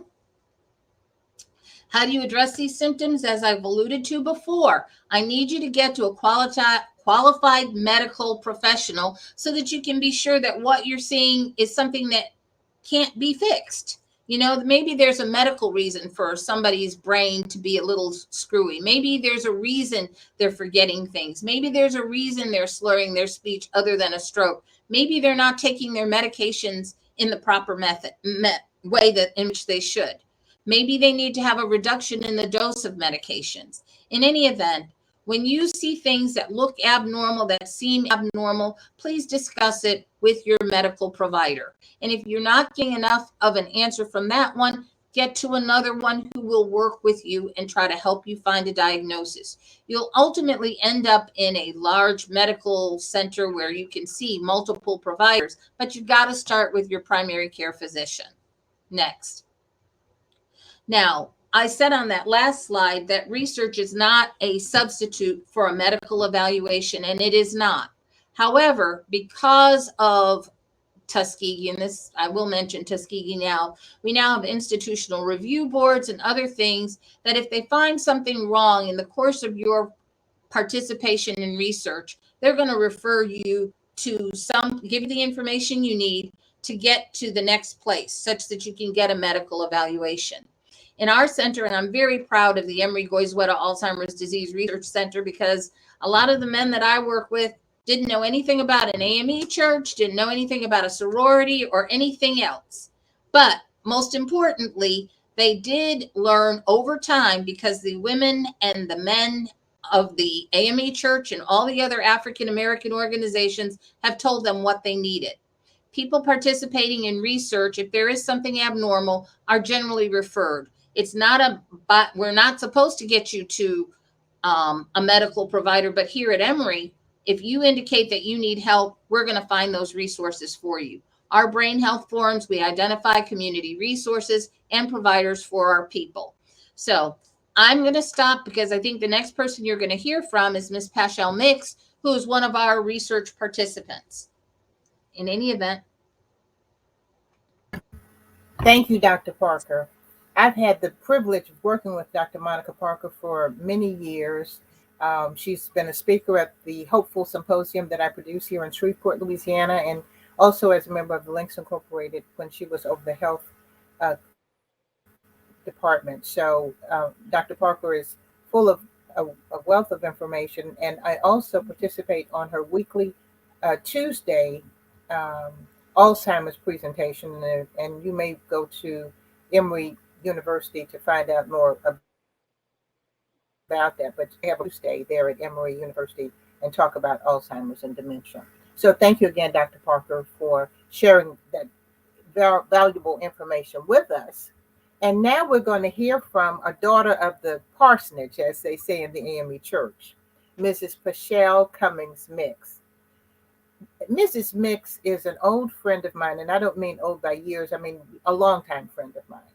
And our fathers, both ministers in the AME Church, and her father was a bishop in the 8th Episcopal District, which comprises Louisiana and Mississippi.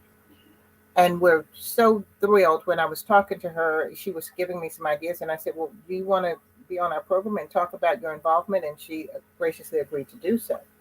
So Mrs. Mix is a widow of Mr. Gregory Mix and the mother of 3 wonderful daughters, um, Martinique, Olympia, and Naja. She is the daughter, loving daughter, and the caregiving daughter of Bishop Frank Curtis Cummings, and the daughter of the late, and as we know her as Mrs. Angel Cummings. We are just delighted to have Michelle with us today. She's a graduate of, she earned her bachelor's degree at the University of Denver and a master's in public administration from Clark Atlanta. Lifelong AME, and now we will hear from Mrs. Pashelle Cummings Mix. Thank you. Good afternoon. Thank you, Roz. That was beautiful. We have known each other a long time. And Dr. Parker, the guru, the general, who has amassed an army of people that now know what questions to ask, what to do. And it's so amazing and it's just so heartwarming when you listen on Tuesday to Brain Health. And it usually is in the afternoon, and you can also see it on YouTube. And you see when we have the presentations from different researchers and the people that ask the questions in the chat, because they have become equipped to learn what to say, what they need to look for when they are trying to find out information about dementia as well as Alzheimer's. Let me just tell you my story, how I got started in research study. My husband was diagnosed with colon cancer when I was 7.5 months pregnant. And at that time, they told us we really didn't have that much to look forward to. That was not something that was accepted. So we immediately began looking and researching, and what could we do? We were blessed to have great providers who steered us in the right direction, and we started in a clinical study. We were able to go to NIH in Maryland, National Institute of Health, as well as go to Birmingham. That was my first information as far as being able to do anything to do with the research. That enabled us to find out a lot about what was going on, and it also equipped us to be able to look at what we needed to do. Now, let's go to the next phase. When my mother became ill and we were trying to decide which way would we go, and listening to Attorney Henning in her testimony brought back some memories to me. And so one of the things that I know that I'm blessed, that we were blessed with, was that we were able to find information by becoming aggressive and intentional in looking at what we were going to do. So, yes, we became involved in a research study. That enabled us to, 1, get involved with a support group, 2, to be able to take classes, and also 3, to find more information about medication that was available. To be involved in research doesn't necessarily mean that you have to be involved in taking a different medicine, because we know in our community we have mistrust, as well as when we talk about any type of research. But you know what? We're not there anymore. We have to move on and press on, because for us, if we want to be persons that decide what needs to be done. We have to be part of the solution. And as Dr. Parker has alluded to in her presentation, there are different forms of dementia, and Alzheimer is the majority. And we need to understand to be able to get the proper diagnosis. To get the proper diagnosis, you need the tools to find out what you really need to do. So I would encourage all of us to not sit back. It's the same thing when you're in church and you're in your meeting and you sit back and not say anything, then you complain. No, no, no, no. We don't do that. We're not doing that. That's not where you are. This is the new normal. And the new normal says that we fight and we get on the battlefield and we try to do the best that we can. And our best is volunteering. And volunteering means that we do participate in research studies. Research studies mean that you could be a part of a group. You find out information, you answer questions. Yes, you might have to take some tests, but why not? Because why would I want to trust someone to tell me what is wrong with me when they don't even have any kind of history of my community? And the only way they can get that history is if I participate or one of us participate so that they can know what they're looking for. The things that I feel great about is when we started in research, some of the questions that some of the investigators asked seemed like they were a little bit not germane to my community. But you know what? One of the things that happened with COVID is it helped them to focus more in that they couldn't just have a person come in, that they had to really be able to reach them. And I've seen such growth with us having to be virtual means that they had to be creative and we had to be creative. And it's allowed us the opportunity to really hone in on what are the things we need to look at when we're talking about our bodies, our brain, what we need to be preventive, how things are connected. Because you know what? We do have different other health problems. Are those health problems connected to make us have another health problem? How do we find that out? We can't rely on, again, of something that happened 30 years ago with other people. We have to rely on what's going on with us. So again, I implore all of us to think about this. 1 in 3 seniors have dementia, have some form of dementia, as well as within our diaspora, and especially within our AME communion. What are we looking at? We are looking at the majority of our people having health disparity. And when we have health disparity, that means we need to try to do something about it. One of the speakers this morning said about faith and work. We have the faith, we have to do the work. Get on board, please. I implore you. Because you know what? The millennials, the Generation Z, the generation before, how will they help take care of us? That's a question. Can you answer it? Again, research is imperative. My daughter and I are in a project now. And because of that, I think that it's helped her to look at me differently. And it's also helped myself to look at myself differently. And I think that it's important that we try to encourage younger people to be a part of research as well, because those are the people that are going to be taking care of us. It's not the same as us who are in my generation who feel it an obligation in some places. Sometimes you just don't think that it's no help. So you don't even want to try to ask questions. You want to be private. You don't want to say, oh, I need help. As well as because you're in our generation, you don't even want to say, well, how is Sister Susie doing? Because you say, oh, we're private. No, we don't have that time. It's the new normal. We cannot be like that anymore. Thank you for allowing me this opportunity to talk to you about research, why I'm a part of it.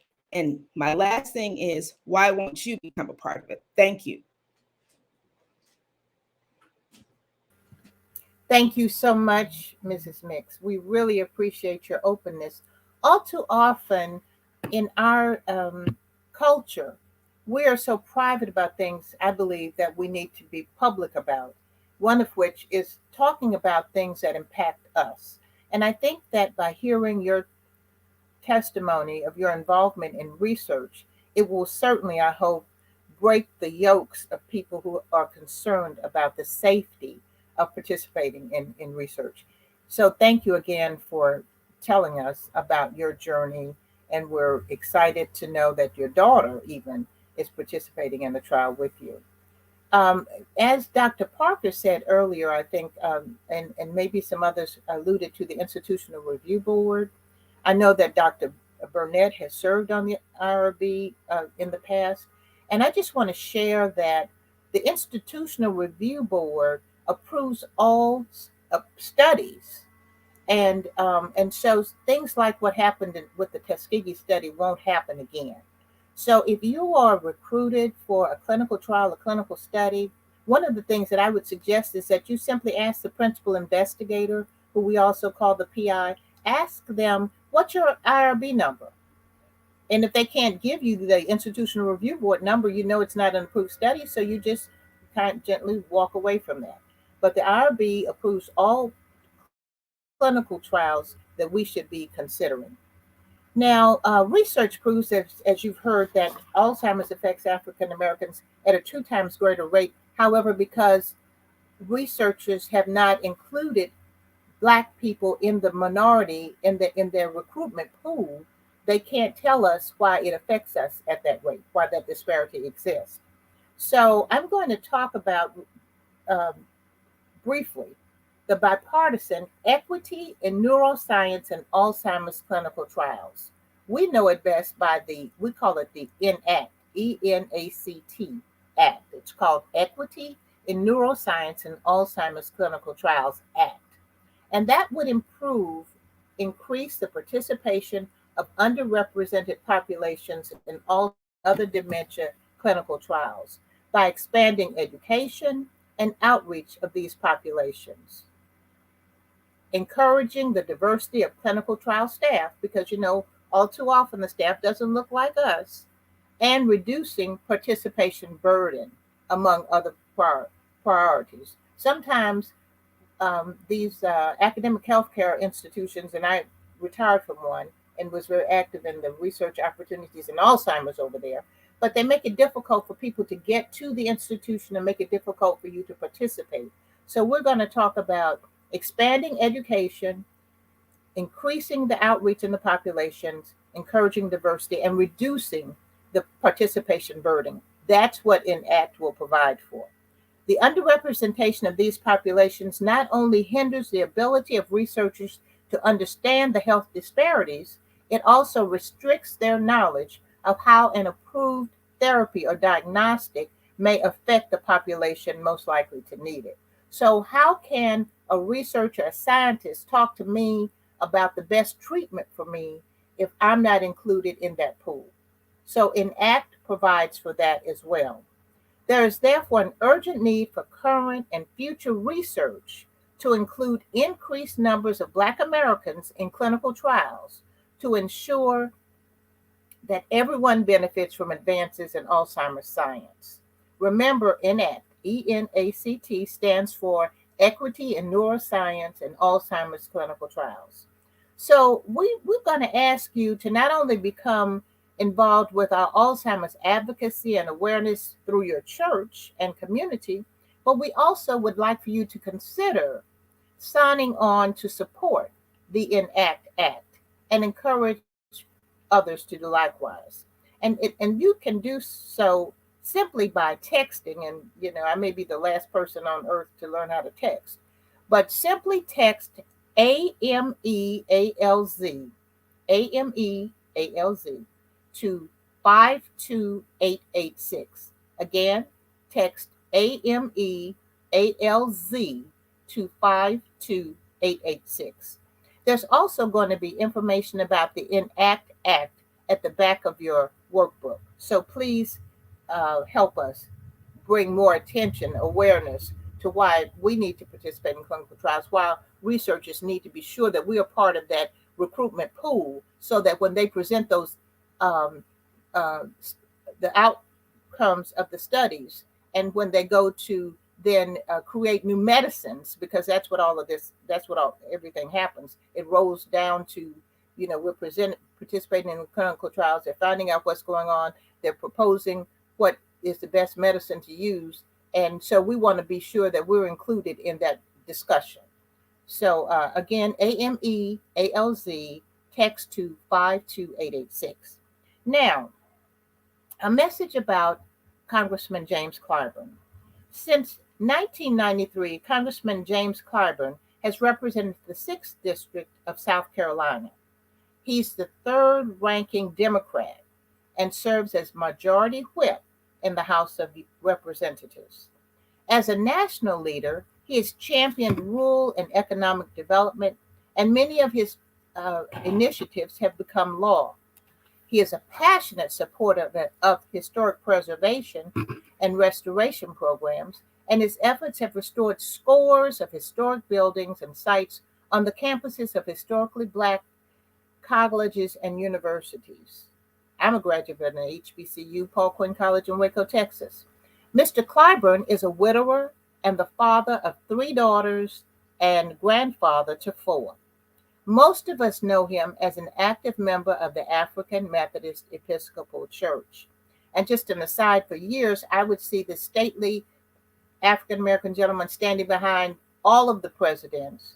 And I didn't know who he was until, maybe some 15, 20 years ago. But he has always been on the scene. He's always been actively engaged. And so Congressman Clyburn was going to be with us today in person. However, we know that things are going on. Things are very critical in the United States and abroad today. So we got a call from his staff saying that he would not be able to join us live today, and was very disappointed in that, because he is an active member of the AME Church, as I mentioned, but he would do a video. So now we're going to hear a message from our own Congressman James Clyburn.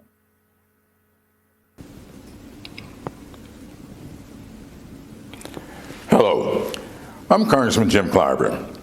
I want to thank the AME Church and the Alzheimer's Association for working to raise awareness of the most common form of dementia, Alzheimer's. We often do not hear about the tremendous impact churches make combating public health crises, but that is exactly what the AME Church has done for decades. When yellow fever arrived in Philadelphia in 1793, it was AME Bishop Richard Allen who risked his life by caring for victims and helping to unite other Black Americans to become first responders, nurses, and gravediggers. Bishop Allen's servant leadership and bravery helped save countless lives. Just as the African Methodist Episcopal Church provided leadership in addressing those with yellow fever centuries ago, today we must carry on Bishop Allen's legacy and provide leadership to help members of the AME Church and the larger community better understand the importance of participating in Alzheimer's research. Research has shown that Alzheimer's affects Black Americans at 2 times greater incidence than white Americans.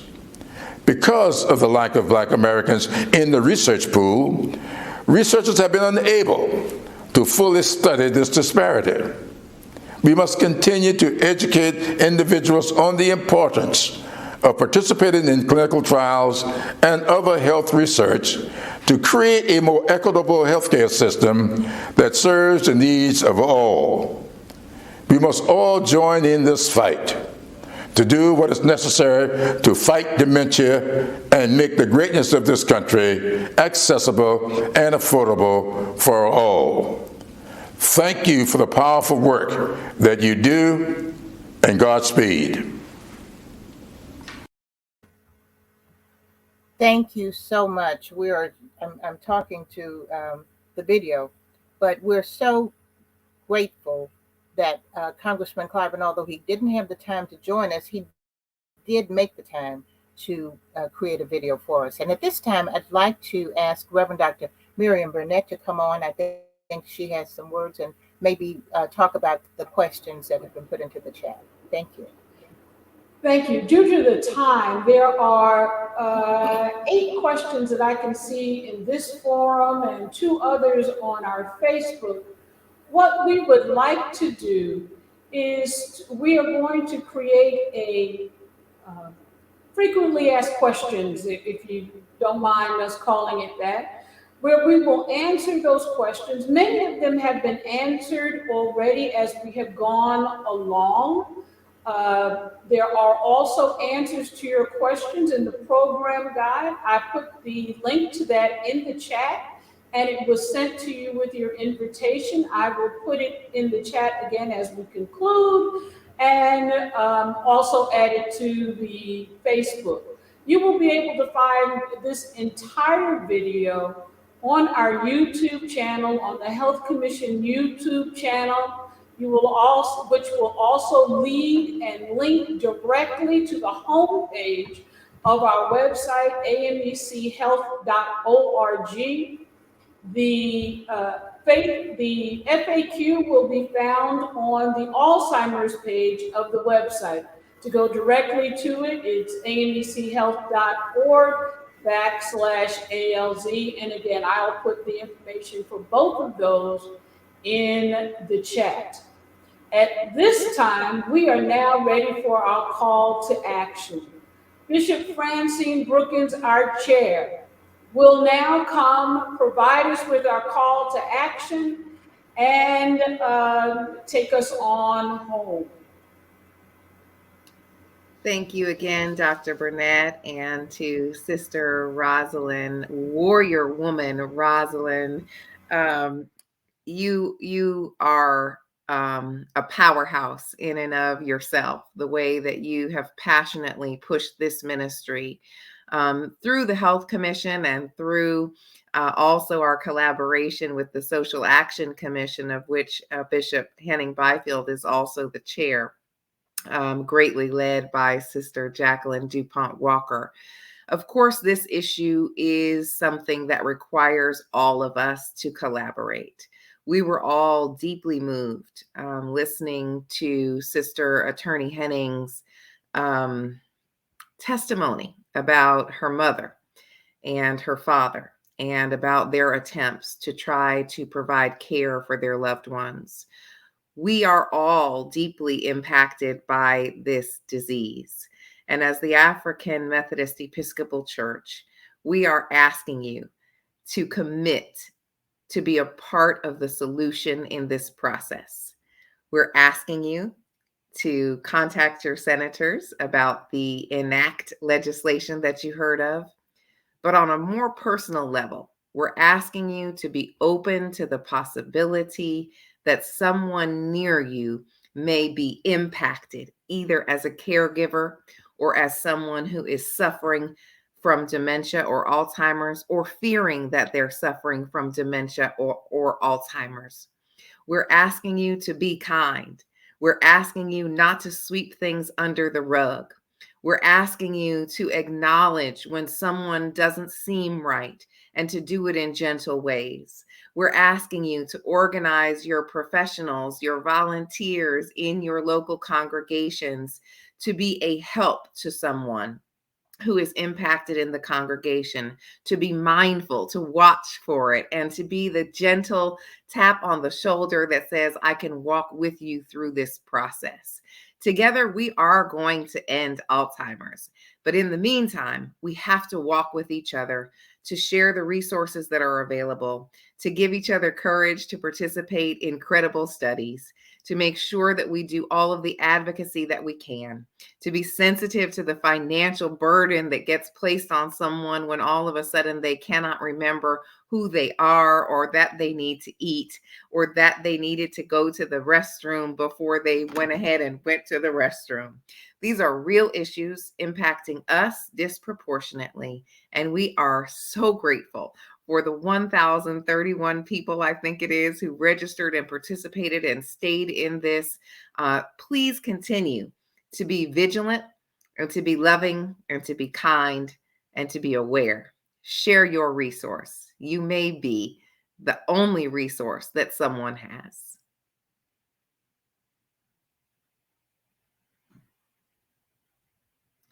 Sister Rosalind, I think you have remarks coming. Thank you, Bishop Brookins, for that wonderful call to action. Very authentic, very sincere. And for your steadfast support of our involvement. You were on the program last year before you became Bishop Brookins, and you have continued to serve with us on our committee, and for that we are grateful. We want to thank all of the participants on today's program, and we were just blessed to have two bishops of the AME Church participate with us. The event is scheduled for the third Sunday in March, so we'll look forward to seeing you next year.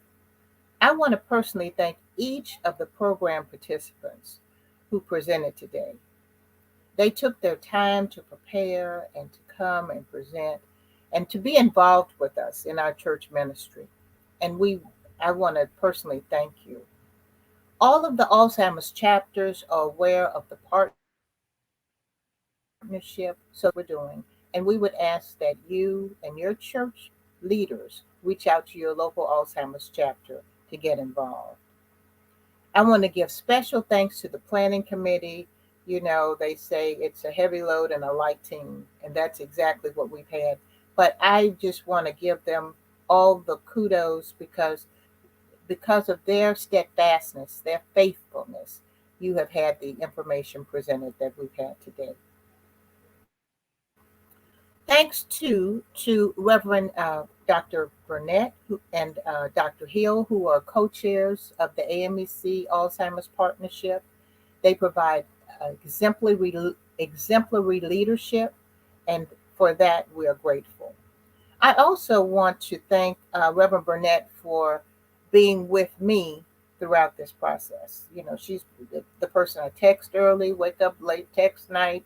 You know, we've been putting this together, putting that together. And you need somebody like that when you're putting together a program. And certainly one that has over 1,000 people who have signed up, who registered, and then more on Facebook and other sources. So, Dr. Burnett, thank you so much. Every time I'd say, what about this? She'd say, hold on, let me do it. And that meant the world to me. Thank you. Want to thank Mr. Christopher Likes. Chris is our man about town down in South Carolina because he was instrumental in contacting Congressman Clyburn's office for us. So kudos to Chris, and thank you, Chris, for always saying yes when we ask you to do something. He's a member of our steering committee. Mrs. Virginia Harbin, who was we were unable to see today, but Virginia typed up our workbook that you're going to see. And she said she couldn't do it, but she said, I'll try. And so she did. And that's what we have. So thank you, Virginia, for doing that.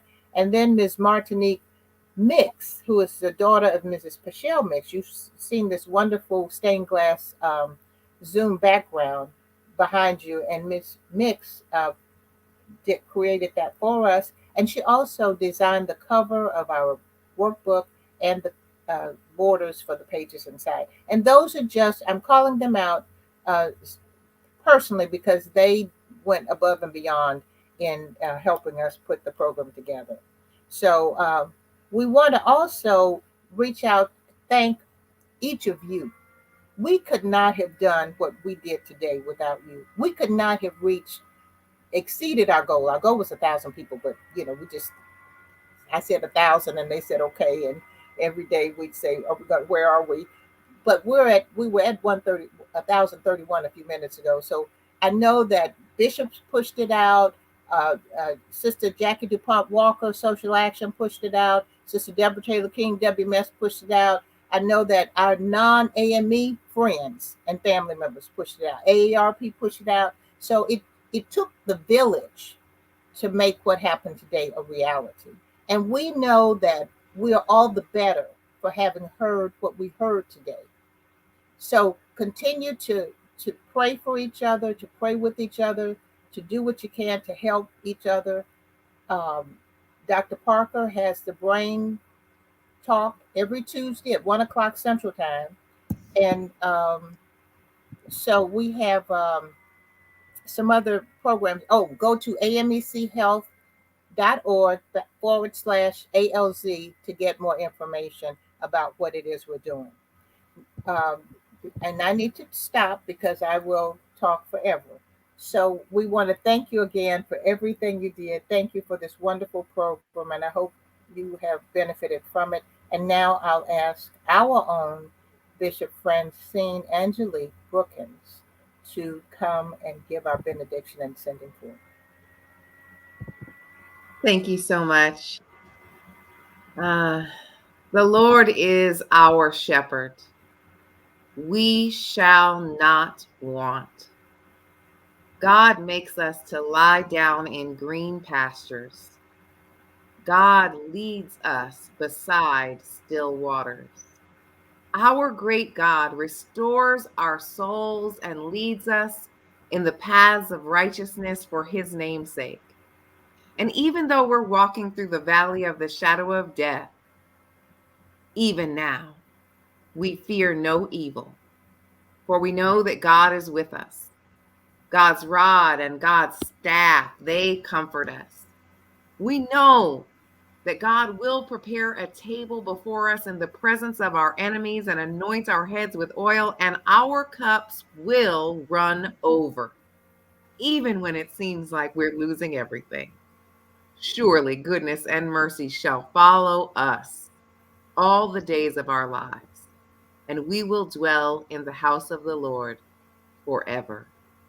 May the peace of God, the comfort of our Creator, and the provision and fellowship of our communities strengthen us and be felt by us each moment. And now, may the peace of God fill your cup. Thank you again for coming. Good night. Good night. Amen. Thank you.